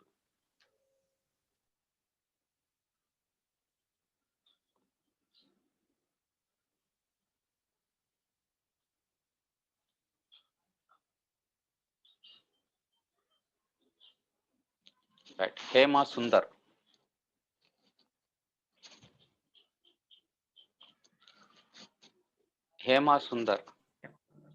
Sir Yeah, ma, please. Sir ఒకసారి space angle గురించి చెప్పండి sir. అంటే space angle electrical angle mechanical angle ఒకసారి difference చెప్పండి sir. ఒకటి నాన్న, see, we define the space angle in electrical, but while we are placing in the slots, you need to place with respect to mechanical. I already have given the relationship between electrical and mechanical. Basing on that, you have to place. So in your synchronous machine, so there is concept called as windings, 3-phase winding. Your teacher will explain that, don't worry. Is it okay, ma? Okay sir. Right, ma. Still any doubts? No sir, no. Right.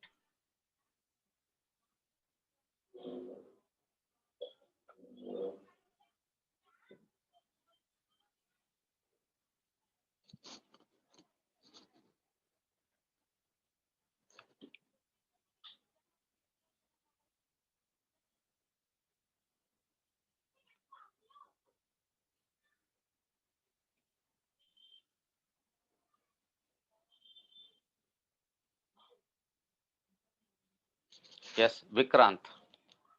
Sir good evening sir. Good evening, Amma.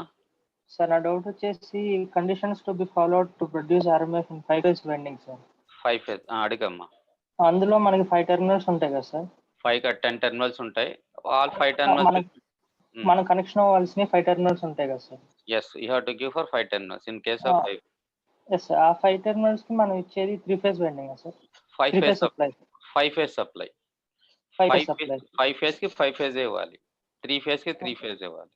5 phase అంటే ఇప్పుడు 3 phase అంటే RAB phase ఉంటాయి కదా sir. ఇంకా అది general గా లేదు. In case if you are having a 5 phase source, in that అంటే case అదంతా assumptions sir. yes amma, if you, for example, if you are having a 5 phase source available, then you have to go for like this. Is it okay? Okay sir. Sir ఇంకోటి ఏంటంటే eddy current losses supply part దాని అదొకసారి మీరు diagram దగ్గర చూపిస్తారు sir. అది చూపిస్తానమ్మా.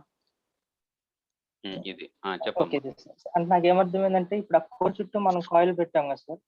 ఆ core చుట్టూ కాయిల్ పెట్టాం, కరెక్ట్. ఆ కాయిల్ కి మనం సప్లై ఇచ్చాం కదా సార్. ఎస్, దాని వల్ల ప్రొడ్యూస్ అనే ఎంఎంఎఫ్. ఎంఎంఎఫ్ అనేది మనం ఇచ్చేది ఆల్టర్నేటింగ్ కరెంట్ కాబట్టి ఆ చేంజెస్ వల్ల లింకేజెస్ వేరియేషన్ అవటం ఎంఎంఎఫ్ ప్రొడ్యూస్ అవుతుంది సార్. అవును, ఆ ఎంఎంఎఫ్ వల్ల ఫ్లక్స్ అంటే ఆ కోర్ లో ఏముంటాయి. So inside the core will having dipoles, అంటే small small magnets. Okay sir. ఆ డైపోల్స్ ఏమవుతుంటాయి, for every cycle they will be oscillating. That means what is the nature of flux that is passing through the core? Sinusoidal. Sinusoidal. That means the magnitude of that flux is changing, correct? Yes sir. And the magnitude of flux is changing means then obviously what is induced inside the coil? EMF. At the same time, what is induced inside the core? Current, induced current. EMF. And if that EMF finds a closed path, what circulate? Current. That current we call it as eddy current. Okay sir. Understood? అర్థమైంది sir. ఇంకోటి మనకి lamination కి insulation కి direct relation ఉంది sir. Insulation thickness అన్నారు, insulation కాదు. Insulation thickness. Lamination ఫ్రీక్వెన్సీకి lamination thickness కి inverse relation. If more is the frequency, more will be the current magnitude, more will be losses. If losses are more, I have to put more insulation. So for placing more insulation, what should be the thickness I have to do? I have to reduce, I have to keep it same. Okay. Understood? Okay sir. Right. Sir, first of all చాలా thanks sir, మీరు చాలా patience గా అడిగినవన్నీ చెప్తున్నారు. Thank you Nana, thank you. Right, thank you ma. Right. Right.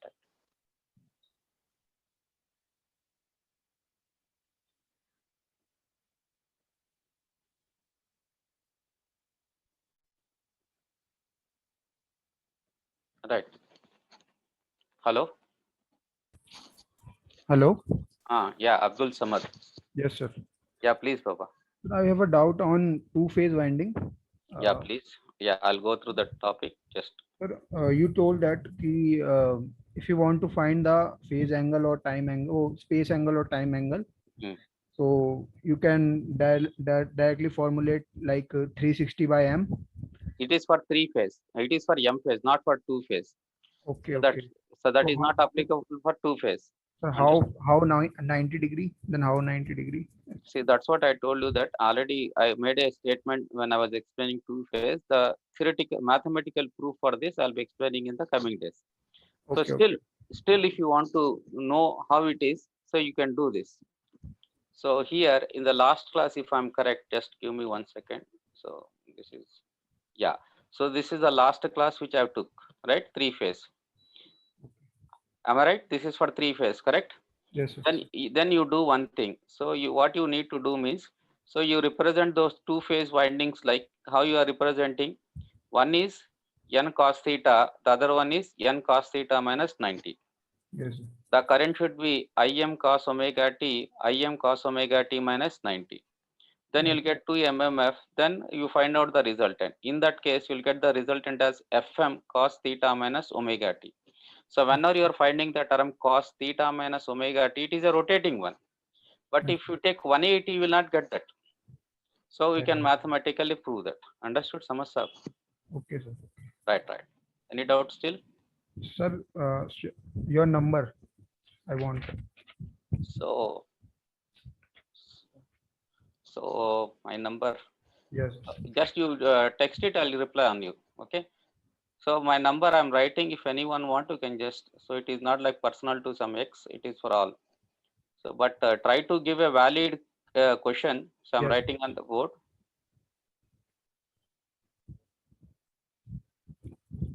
Right. So just you can take down, you can find it on the board, right? Thank you sir. Right, Samasya. Thank you. Right. Next.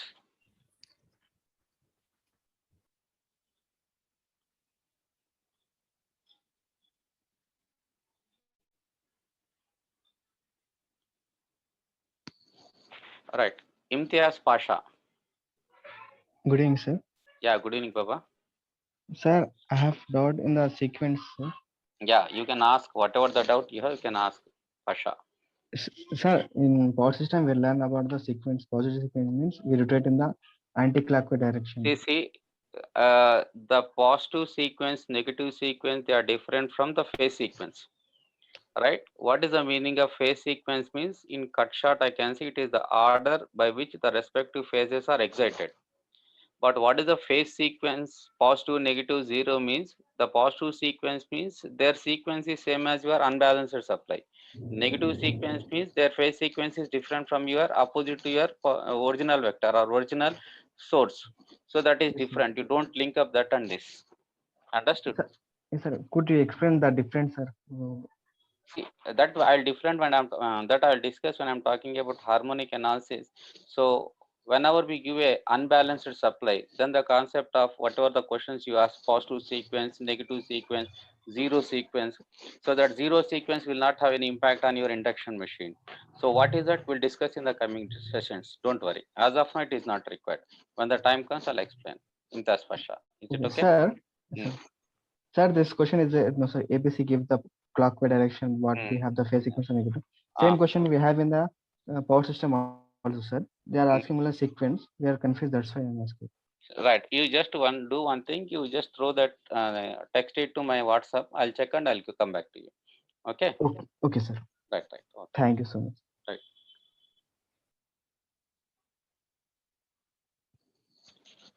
Right. Yoga 3. Yama, please. Sir, మనము theta is equals to p by 2 theta n Hama. A cases లో వాడతాం sir 3 చెప్పారు కదా sir theta is equals to p Kadamma. It is not in what cases we are using. It is something like in order to build up that relation, I have taken some examples. What is that? Just let me go back. 1 second, you wait. See, for example, if I take this 4 pole, first let me go for 2 poles. If I take 2 poles, so what is the mechanical degrees to complete one cycle? 360 degrees, correct? This is 360 degrees, correct? Correct, ma? Yes, sir. So mechanical degrees is 360. You can see here it is 360. But what will be that electrical degrees? So north to south is 180 and south to north is 180. So what is the total electrical degrees? It is 180. So in case electrical degrees and mechanical degrees are same, if the number of poles are 2, will you agree with me? Yogasri. Yes, sir. Yes, sir. Right, ma. But if I take this 4 pole, when the number of poles are 4, you can see. So for one cycle, what is the mechanical degrees? It is 360, correct? Yes, sir. Correct? Yes, But sir. what will be the electrical degrees here? So here north to south is 180. Again, south to north is one more 180. Again, north to south is 180. Again, south to north is 180. So what is the total electrical degrees? 720 degrees, correct? Yes, sir. Am I right? You can see theta electrical is 720, whereas theta mechanical is 360. Then basing on that, I wrote one relation. So theta electrical is equal to P times of 180. If the number of poles are 2, then theta electrical will be 360 degrees, correct? If the number of poles are 4, theta electrical will be 720. Then from that we brought this relation, theta electrical and theta mechanical is equal to P by 2 times of theta mechanical. Is it clear, ma? Yogashri. Yes, sir. Okay, sir. Right. Sir, Right. laminated thicknesses depends on frequency, sir. Not depends on, if the frequency is more, the current eddy currents are more, losses will be more. For that I have to put more insulation. In that case the thickness should be less. If the frequencies are less, eddy currents are less, then I can go for a thicker lamination. So if you are going for a thinner lamination, the cost will increase compared to a thicker lamination. So that is the reason you should be careful while you are designing the core. Is okay, ma? Okay, sir. Sir Right. Eddy current అనేది waste current అంటున్నారు కదా sir, దానికి మళ్ళీ remake చేసుకొని మనం use చేసుకుంటామా sir? ఏంటమ్మా eddy current అనేది వేస్ట్ కరెంట్, కరెక్ట్. నువ్వు చెప్పమ్మా ఇంకనే. అయితే ఆ కరెంట్ ని మళ్ళీ మనం రీమేక్ చేసుకొని యూటిలైజ్ చేసుకుంటామా సార్? No అమ్మా, ఎందుకంటే that current will not flow through the windings. So the current which is flowing through the windings will do a useful work, not the other currents. So it is a waste. When I'm using the term waste current, so it is not of any useful thing. So I have to reduce that. దానికోసం laminations. Practical గా waste material తో current ని తీసుకొచ్చారు కదా sir. చెప్పమ్మా. Practical గా waste materials అన్ని దాంతో కరెంట్ ని చేశారు కదా సార్, రావడం కరెంట్. అది వేరమ్మా. వేస్ట్ మెటీరియల్ అంటే దట్ ఈస్ డిఫరెంట్ అమ్మా. So we burn that, so we use that heat energy to boil the water, then that current is that is different thing. ఇక్కడ మెషిన్స్ లో మాట్లాడేది ఏంటంటే waste current means it is not like that waste material we are producing. Waste current means it is an unwanted current in the machine which is not doing any useful work. Understood? As it is not doing any useful work, we have to see the magnitude has to be reduced. Is it clear ma? అర్థమైందా?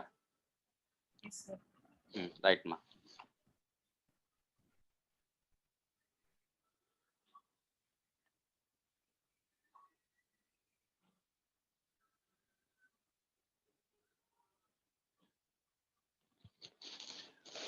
Alan Matthew. Hello, sir. हाँ बाबा. Matthew, please. Hello, sir. Yeah, I can hear you, Alan Matthew. Yes, sir. हाँ. Sir, in the topic of laminations of eddy currents, okay, you said that for in case of more eddy current, the insulation thickness will be required more, no, sir? No, insulation thickness is more. I mean to say, more amount of dielectric has to be placed. Yes, so sir. in the same size, if I want to place more amount of dielectric, then by default, what should be the effective core area, core thickness? Should be reduced or it should be same? Effective will be reduced, sir. That so means that by saying that, you mean that the net iron or the net material will decrease. Be less, right? Yeah. So you can take in other way. R is equal to rho L by A. When you are adding more amount of insulation, what happened to that net iron area? Decreases. Yes, sir. Then what happened to the resistance? Increases. Then obviously what happened to that eddy currents? Decreases. Understood? Yes, sir, but eddy current decrease, but the net iron for the passage of flux, for the flux flow will decrease, no, sir? No. Flux will pass only through the core. So that means the flux lines will be passing to the core. So if this is the eddy currents which are flowing perpendicular to this, the flux lines will be passing. So the flux lines will be passing in each core, in each laminated core. So there will not be much change in the flux lines. So they will be almost remain same. Oh, okay, sir. So, but the net iron or the net core material will be reduced, no, sir? Yeah, compared to solid core, the material will reduce, but there will be slight reduction in the flux, but it is not that much accountable. That can be neglected. Oh, okay, sir. Okay, sir. Understood? Right. Okay.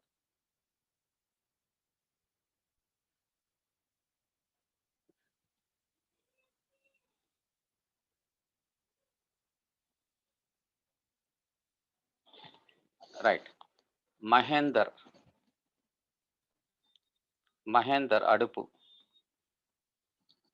Mahendar, can you able to hear me? Sir. Baba. Mahendar. Sir air gap గురించి కొంచెం చెప్తారా sir క్లారిటీగా? Air gap అంటే ఏంటి? That is the radial distance between the stationary part and rotating part. Okay. ఒకవేళ చూడనా, ఒకవేళ so if I'm taking no slots, just wait, I'll come back. So if I take this one, so is there any slot made in the core? So there is no slot here, there is no slot here, correct? Okay, sir. So what about the air gap throughout? It is uniform or non-uniform? Uniform, sir. Very good. When that air gap is uniform, the flux distribution is uniform or non-uniform? Uniform only, sir. Very good, Nana.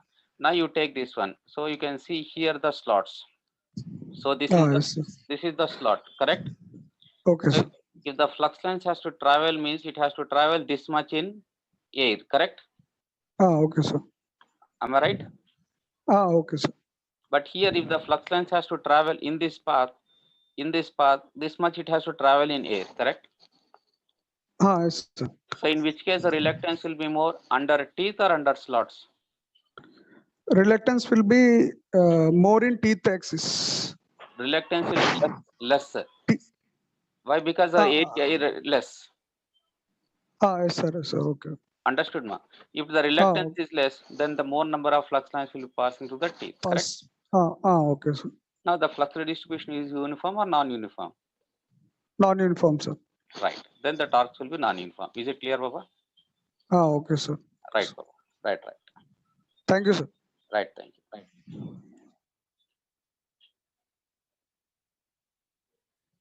Right.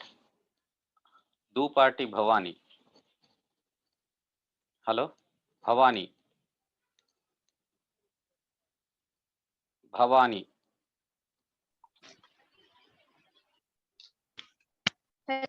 Ma, please.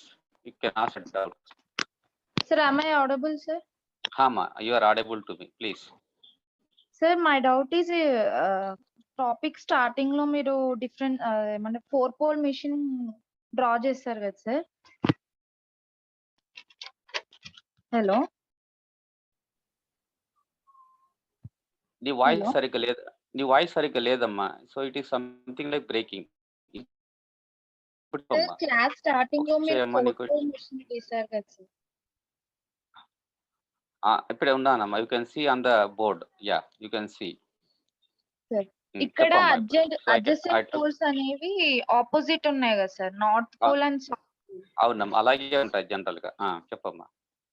But ఇక్కడ two phase winding దగ్గర reverse చేయాలంటే అని మీరు గీసారు కదా sir, A-B-A', నువ్వు దీని గురించి చెప్తున్నావు, దాని గురించి చెప్తున్నావు? You are talking with respect to this or the two phase? ఏంటి మాట్లాడుతున్నా చెప్పు. దానికి వేరేగా ఉన్నాయి కాన్సెప్ట్స్.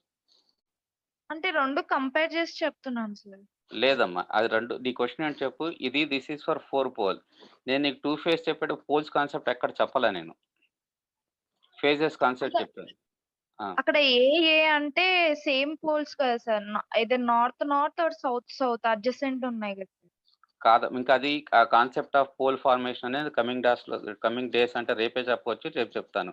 సో దానికి నువ్వు కన్ఫ్యూజ్ అవ్వకు. ఇప్పుడు క్వశ్చన్ దీనికి అడిగి చెప్పి నేను చెప్తానమ్మా భవాని. లేదు సార్, ఈ రెండు కంపేర్ చేస్తాను. ఇప్పుడు ఈ రోజు క్లాస్ అర్థమైంది కదా తల్లి? అర్థమైంది. అది పోల్స్ గురించి అది రేపు చెప్తానమ్మా. నీకు నా క్వశ్చన్ నీకు అర్థమైంది. రేపు కానీ ఎల్లుండి కానీ డిస్కస్ చేసినప్పుడు చెప్తాను. ఈ రోజు క్లియర్ కదా తల్లి నీకు? Total clear. రైట్ నాన్న. సార్ చెప్పమ్మా. సార్, ఆఫ్లైన్ క్లాసెస్ ఎప్పుడు స్టార్ట్ అవుతాయి సార్? నాకు తెలియదు తల్లి. ప్రాబబుల్లీ అది ఇఫ్ గవర్నమెంట్ పర్మిట్స్ మేబీ, అంటే basing on this intensity of the cases ఉండొచ్చు. చూద్దాం అమ్మా. అది మనం ఏది ప్రొజెక్ట్ చేయలేము కదా తల్లి.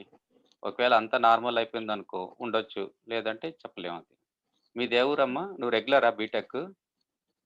అయిపోయింది సార్. ఎక్కడమ్మా? హైదరాబాదా?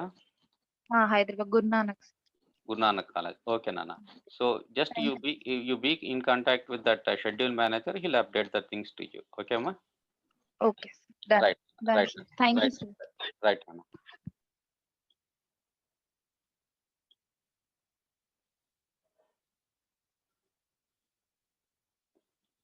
Right, Anil.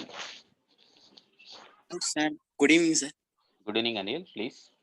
Sir, I have a doubt regarding yesterday's class. Yeah, you can ask for previous classes or today's class. You can ask. Absolutely no issue. I'll go back to that yesterday's class. Okay, sir. Yeah, you can see here. Yes, sir. Move forward, sir. Kindaka paika? Kindaki. Pike, sir. Pike. Pike. Okay. Sir. Yes, sir. చెప్పు. ఇంకొద్ది ముందుకు sir. ఇదమ్మా, ఇదేనమ్మా sir. కొద్దిగా కింద దించండి, కొద్దిగా కింద. ఇదా? Is it ఓకేనమ్మా? ఈ ఫిగర్ బ్యాక్. Yes sir. ఇక్కడ సార్ కొద్దిగా సార్ దీనిపైన 3 ఫేజ్ డయాగ్రామ్ వేసారు సార్. ఇదా? నో సార్, ఇక్కడ 3 phase అండ్ వైండింగ్ వేసాం కదా మనం, ఒక star winding. Upon star winding మనం అంటే n cos θ అని ఒక స్పేస్ యాంగిల్ తీసుకున్నాం కదా సార్, థీటా. అవునా, ఇదేనా ఇది అక్కడ కొంచెం కన్ఫ్యూజన్ ఉంది సార్, అది ఎందుకు అసలు కన్సిడర్ చేసాం? ఏం కాదమ్మా, ఇప్పుడు నేను చెప్తాను, కన్ఫ్యూజన్ ఏం లేదు నాన్న. సో ఇప్పుడు we need to represent something mathematical. ఇప్పుడు నీకు ఒక సైన్ వేవ్ ఇలా ఉంది అనుకుందాం. సైన్ వేవ్ ఇలా ఉంది. Okay sir. ఇలా ఉంది omega tea.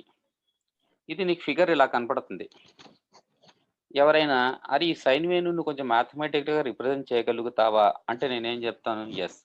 So V of t is equal to V M sine omega t అని రిప్రజెంట్ చేస్తానంటాను.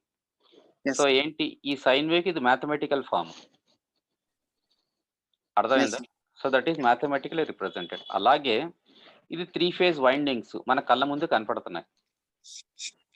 ఓకే, ఇప్పుడు దాన్ని మ్యాథమెటిక్ రిప్రజెంట్ చేయాలి. సో దానికోసం ఏం చేస్తున్నా, ఇక్కడ ఎలాగైతే ఒమేగా టీ అని ఒకటి డిఫైన్ చేశానో అలా తీటా అనేది డిఫైన్ చేశాను. ఇక్కడ తీటా అనేది ఏంటి, ఏ యాక్సెస్తో ఒక యాంగిల్. ఒకవేళ తీటా ఈజ్ ఈక్వల్ టు 0 అంటే ఏ యాక్సెస్కి వెళ్ళుతుంది, ఏ యాక్సెస్కి వెళ్ళుద్ది, అవునా? అప్పుడు ఎన్ని టర్న్స్ ఉన్నాయి ఆ కాయిల్లో? n ఉన్నాయి. సో నేను ఫేజ్ ఏని n cos θ రాసుకోవచ్చు కదా. So when theta is equal to 0 then it is your a axis, and on a axis I am having a coil with how many turns? n turns. Okay sir. Okay, ఒకవేళ theta is equal to 120 అయింది అనుకో, ఎక్కడికి వెళ్తావమ్మా నువ్వు? B ఫేజ్కి వెళ్తాం. B phase అంటే ఇక్కడ చూడు. So when theta is equal to 120 minus 120 ఎంతమ్మా? 0 సార్. cos 0 ఎంతమ్మా? cos 0 1 sir. అంటే మళ్ళీ ఎన్ని టర్న్స్ ఉన్నాయమ్మా బి ఫేజ్ లో కూడా?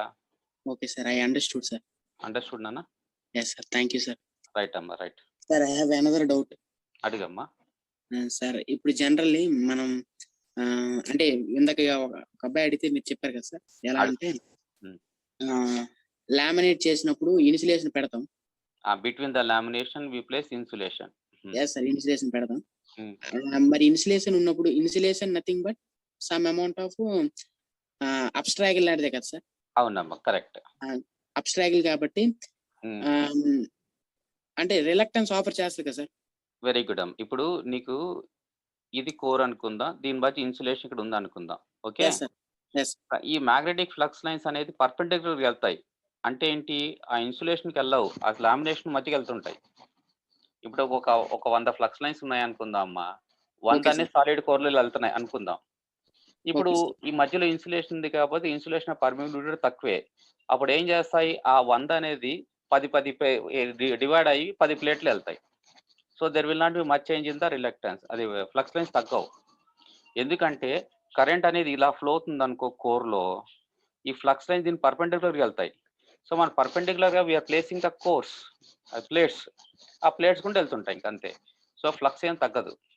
అంటే అది పర్పెండిక్యులర్ గా వెళ్తుందానికి ఏదైనా రీజన్ ఉందా సార్? అంటే మనం right hand thumb rule use చేసుకోవచ్చు కదా? అదే యూస్ చేసుకోవడం కాదు, అదే కరెక్ట్ అది.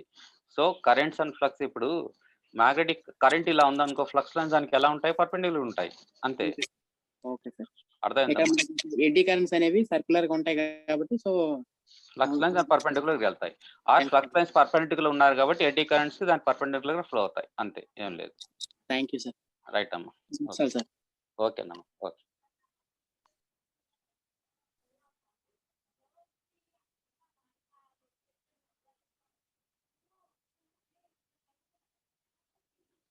రైట్, రవితేజ బూడిగొండ.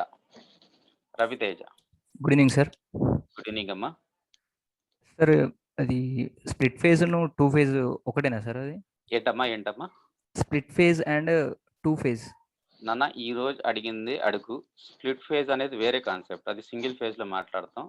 సో నువ్వు కన్ఫ్యూజన్ చేసుకోకు. ఓకే, ఈ రోజు ఏం డౌట్స్ ఉంటే అడుగు, చెప్తాను. స్ప్లిట్ ఫేజ్ అంటే so we are splitting a single phase into 2 ఫేజ్. అక్కడ కండిషన్ వేరు ఉంటాయి అక్కడ, అదే తర్వాత చెప్తానమ్మా సింగిల్ ఫేజ్ చెప్పేటప్పుడు. అదే సార్, అదే 2 ఫేజ్ లో మీరు కరెంట్స్ మధ్యలో 90 డిగ్రీస్ ఉంటది అన్నారు కదా? ఉంటది కాదు, ఉండాలి. అంటే 2 కరెంట్స్ 90 డిగ్రీస్ ఉన్న కరెంట్స్ పంపించాలి. అది తర్వాత చెప్తాను నాన్న, స్ప్లిట్ ఫేజ్ తర్వాత చెప్తాను నాన్న. ఓకేనా? ఈ రోజు ఏం డౌట్స్ ఉన్నాయా? ఏం లేవు సార్. రైట్ నాన్న, రైట్.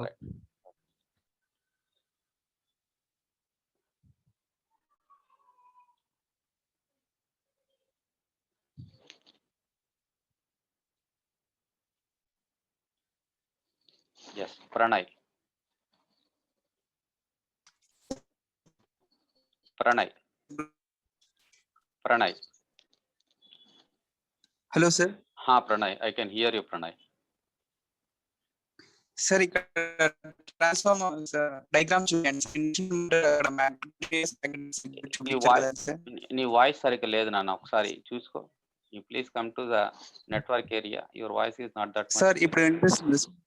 ఇప్పుడు వినపడుతుందమ్మా, చెప్పు. సార్ ఇప్పుడు వినిపిస్తుంది. సార్ ఇక్కడ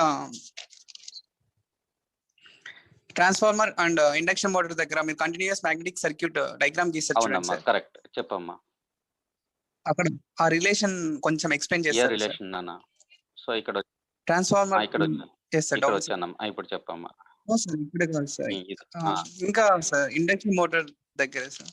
ఇదే కదా ఇండక్షన్ మోటార్ అంటే, ఇదే కదా కన్స్ట్రక్షన్. ఇంకా పైకి సార్ సార్ ఇక్కడ ఇది చెప్పమ్మా. ఇప్పుడు ఇక్కడే ఇదే కదా చెప్పాల్సింది. ఇప్పుడు ఇక్కడ ఎయిర్ గ్యాప్ ఉంది కదా మధ్యలో, ఎందుకు ఎయిర్ గ్యాప్ పెడతాం? రోటర్ కదా. ఎయిర్ గ్యాప్ ఉండడం వల్ల రిలక్టెన్స్ ఏమవుద్దమ్మా, కొంచెం ఎక్కువ ఉంటది, అవునా? ఇప్పుడు నేను ఇక్కడ సిఆర్జిఓ మెటీరియల్ యూజ్ చేసినా కూడా ఈ ఎయిర్ గ్యాప్ వల్ల ఏంటంటే అంత మార్పు మనకు ఉండకపోవచ్చు. ఎందుకంటే ఎయిర్ కొంచెం రిలక్టెన్స్ ఉంటుంది కదా, అంత మార్పు ఉండకపోవచ్చు.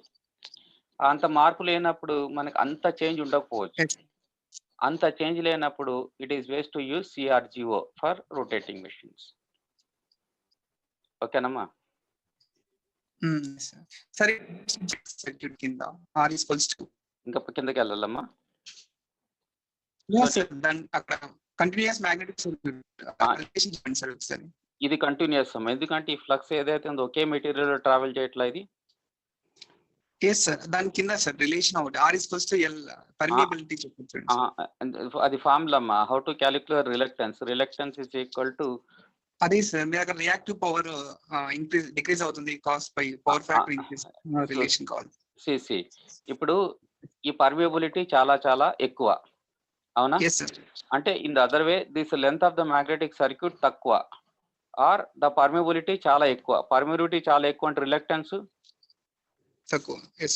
రిలక్టెన్స్ తక్కువ అంటే మ్యాగ్నెటైజింగ్ కరెంట్ ఎక్కువ. మ్యాగ్నెటైజింగ్ కరెంట్ తక్కువ ఉంటది కదా, రిలక్టెన్స్ తక్కువ ఉంటే. రియాక్టివ్ పవర్ తగ్గుద్ది, మ్యాగ్నెటైజింగ్. అప్పుడు పవర్ ఫ్యాక్టర్స్ ఎక్కువ ఉంటది, అంతే కదా? అది క్లియర్ అమ్మా? రైట్ అమ్మా. సార్ ఇక్కడ వన్ స్మాల్ డౌట్ సార్. అడుగమ్మా. సార్ ఇక్కడ ఎడ్డీ కరెంట్ లాసెస్ పర్టికులర్ గా ఫ్లో అవుతున్నాయి అంటున్నారు. ఎడ్డీ కరెంట్ లాసెస్ అనేది పర్టికులర్ గా అంటే ఇక్కడ లామినేషన్ ది వాయిస్ ఫ్లో ఇక్కడ మనకు sir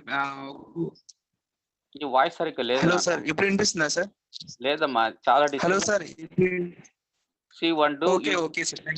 You do one thing, you call me on my number, okay? Tomorrow morning we can discuss, no problem. Pranay. Okay.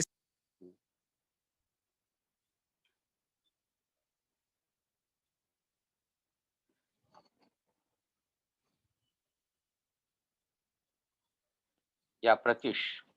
Sir hello sir. ఇప్పుడు అంటే frequency high ఉన్నప్పుడు eddy currents అనేవి అంటే eddy currents ఒక frequency high ఉంటది కాబట్టి ఎక్కువ current flow అవుతాయి కదా సార్. మాగ్నిట్యూడ్ ఎక్కువ ఉంటది. ఎస్ సార్, మాగ్నిట్యూడ్ ఎక్కువ ఉంటది కాబట్టి లామినేషన్ అనేది ఎక్కువ పెట్టాలి కదా సార్ తగ్గించడానికి. లామినేషన్ అది ఇన్సులేషన్ ఎక్కువ పెట్టాలి. Yes sir. సార్ ఇన్సులేషన్ అనేది ఎక్కువ పెట్టాలి కదా సార్. ఇన్సులేషన్ ఎక్కువ పెట్టాలంటే కోర్ ఏరియా ఏం చేయాలి సార్? అంటే కోర్ ఏరియా అంటే usual flux core area sir, లేకపోతే టోటల్ కోర్ ఏరియా సార్? అదే సార్ డౌట్ ఉంది. కాదమ్మా, ఇప్పుడు ఈ ఏరియా సేమ్ ఉంది, ఈ కోరు, ఇది కోర్ అనుకుందాం. దీంట్లో ఇన్సులేషన్ పెట్టలేదు, అప్పుడు కోర్ ఏరియా మాక్సిమం ఉంటుందా మినిమం ఉంటుందా? Maximum sir. ఇప్పుడు మధ్యలో కొంచెం ఇన్సులేషన్ పెట్టావు, అప్పుడు నీకు ఐరన్ ఏరియా తగ్గుద్దా పెరుగుద్దా? తగ్గుద్ది సార్. ఇప్పుడు ఎక్కువ ఇన్సులేషన్ పెట్టాలంటే ఐరన్ ఏరియా తగ్గాలా పెంచాలా? ఇంకా ఎక్కువ స్లాట్స్ చేయాలి కాబట్టి తగ్గించాలి సార్. తగ్గించాలంటే థిక్నెస్ ఏమవుద్ది అప్పుడు? తగ్గుద్ది సార్. తగ్గింది అంటే what is the relation you're having between lamination thickness and frequency? Inversely proportional. అది అర్థమైందా? ఈజ్ ఇట్ క్లియర్ మా? Yes sir.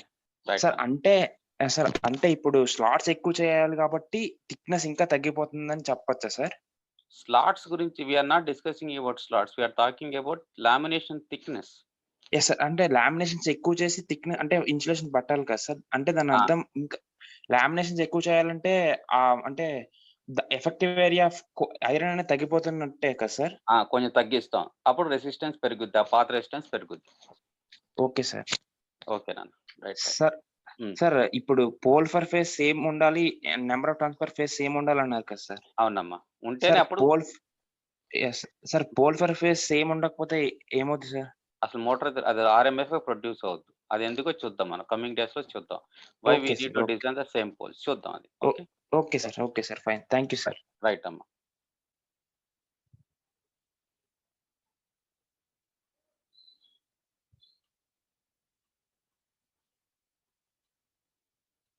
Right, we can see now no one is like asking, raising the hands. I'll stop one.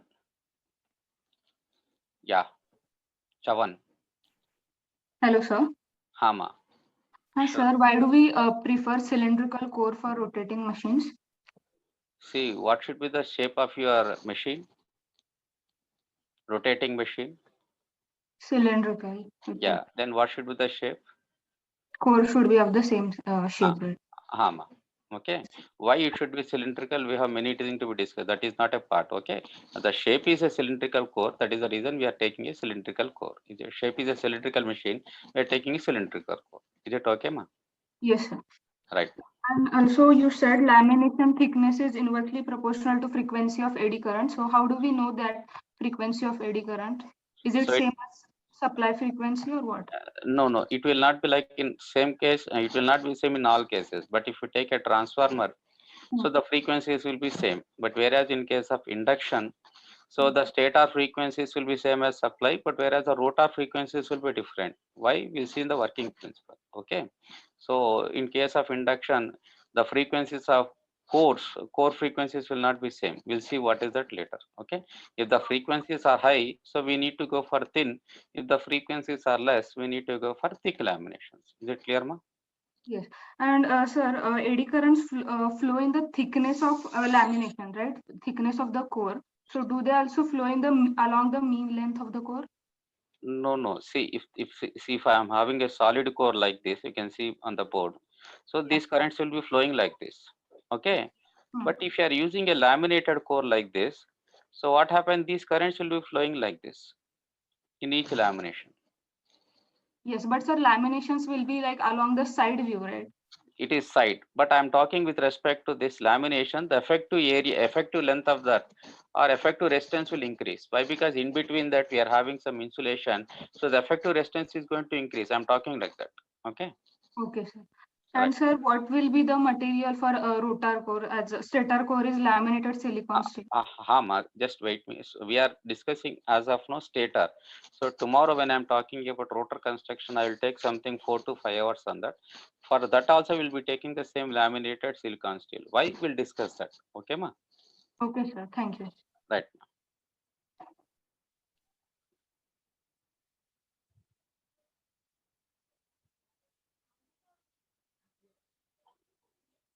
Right. No one is raising. I'll stop. Yes, Shivaji. Shiva. Yeah, Shiva. Sir, good evening, sir. Good evening, ma. Sir, in mathematical representation of three-phase matrix, I have doubts, sir. I told you just before. I think you are attending the class. Yes, sir. Just one doubt, sir. You can ask, ma, Shiva. Yes, sir. Sir, are we treating the number of terms as a vector, sir? See, it is a number. It is not a vector. So I never use the term vector or something else. No, sir. But you said that analogy that. No. It is only the number. So it is. I mean to say that along that A axis we have a coil with n turns. That's all. So what I mean to say that representation. What you meaning of representation? For example, if anyone want to know how many may be the coils in a imaginary axis which is making an angle of 60 degrees, if anyone want to know, then on the imaginary axis of 60 degrees, the equivalent number of turns will be n cos 60. So if there are n turns there, so what will be the imaginary turns along that axis? It is n by 2. So it is something like, understood, Shiva? Yes, sir. Yes, sir. Then, sir, and in why it is theta minus 120 and not 120 minus theta? Are Baba, see, in cos, if you write cos theta or cos minus theta, both are same or different? Yes, sir. You can So write. can we? Yeah, I'm asking. Can we write this? Yeah, you write, but what is there? No worry, right? Okay, sir. Yes, sir. That's it. Right. Thank you, sir.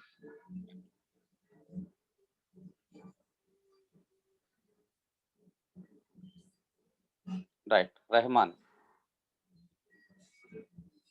Hello Abdul sir. हाँ बाबा, अब्दुल रहमान। हाँ sir, मेरा doubt ये है कि sir हाँ open बाबा। Slots में sir हाँ मैं आपको एक बता दूं सर, ये राइट की नहीं कि थोड़ा बताओ। Due to average air gap is more. See Baba, see Rahman. जी See, tomorrow I'll be discussing the advantages and disadvantages of all those 3 slots. Then I'll be explaining what is average length, mean length, everything I'll be explaining. Still, after that, if you are not able to answer or not get the answer for that question, you ask tomorrow. Otherwise, you call on my number. I'll tell you. Is it अच्छा okay? Still, ठीक है sir. that topic is still pending. Once I finish that, you can come back. क्या अच्छा Rahman? Sir, Right अच्छा बाबा, ठीक है sir. और एक है सर। पूछो बाबा। सर अभी आप आरएमएफ के इक्वेशन जो डेराइव करते से टाइम पे रिजल्टेंट एमएमएफ का पूरा कोसाइन फंक्शन लिए थे ना सर अपन? हाँ, आप साइन भी ले सकते हैं बाबा, नो इश्यू। सो करंट जो है, you can take it in sine also. If that is the case, here you will get sine. अच्छा, लेकिन मैग्नीट्यूड में डिफरेंस आता है ना सर? नहीं आता, so you will not get any change. You try it. Okay, so you can represent current either in sine function or you can represent in cos function. I have represented use a cos function. If you want to represent in sine, you represent. So here you will get sine. That's all. Sir for example एक question देखा था sir, हाँ, the RMF will be dash को दिया था sir, fill in the blanks हमें। It is what is RMF? He want to know the magnitude. नहीं sir, equation में है सर, इक्वेशन में 3/2 FM sine theta minus omega T और 3/2 FM cos नहीं है सर, सिर्फ tan है सर वैसा। No, tan will tan not. हाँ, Only either tan सर एक मिनट सर, मैं आपको खत्म कर देता हूँ। Yeah. ऑप्शन सही है 3/2 FM cos of theta minus omega t. Correct. 3/2 cos of tan cot sin है सर। नहीं, no, wrong. जी Right. So we have seen the derivative part also, right? So you have to take up the correct one in that. Rahman sir. का तो अपन cos को correct answer है ना sir? हाँ, cos is correct or sin is also correct. No problem. First priority किसे देना sir? cos को देना है ना? See, it is not sin or cos. So if the resultant is cos, then he would have taken that current as cos omega t. So if the resultant is sin, he would have taken that current as sin omega t. That is the only thing. Understood? So here we have represented currents as how? If you look into this, so we have represented the current like, कैसा represent करें हमें current? Im cos omega t minus 120 cos omega t minus 240 we have represented. But I can represent the same thing as Im sin omega t minus 120 Im sin omega t minus 240. If I am representing like that, then here in this resultant you will get sin omega t minus theta minus omega t. अच्छा sir, final में आप बोलते हैं कि अगर options में सिर्फ sine है तो sine is the correct answer. For example cos है तो cos is the correct answer. सही है ना सर? हाँ, रहमान साहब, you do one thing. I have given my mobile number. You send the pic, right? जी So looking into that, I'll just if any correction is there, I'll do it. Okay, but as of now, according to your question, the answer should be either 3/2 times of fm cos theta minus omega t or 3/2 times fm sin theta minus omega t. Either of this is correct. अच्छा sir, और एक general doubt है sir, ये पूछो बाबा। कि as per the Indian standards frequency should be 50 hertz तब है ना सर? हाँ, फॉर एग्जांपल दूसरे कंट्रीज फॉरेन की तरह है तो भी उधर एक उधर 60 हर्ट्ज रहता ना सर? हाँ, करेक्ट। हाँ, ये फ्रीक्वेंसी के बारे में एग्जैक्ट कैसे डिफाइन करते हैं सर? क्योंकि तो frequency equal number of cycles पर सेकंड का बोल देते normally. It is not the question, it is the prime mover speed. So there is many theories on this. So who has ruled India previously? I'm sorry, sir. Before our independence, who has ruled? Britishers, UK. So what is the frequency of that British? 50 hertz. Okay. So one more thing is the speed of the turbines. So generally the speed of these turbines what we had is low speed compared to your American turbines, they are high speed.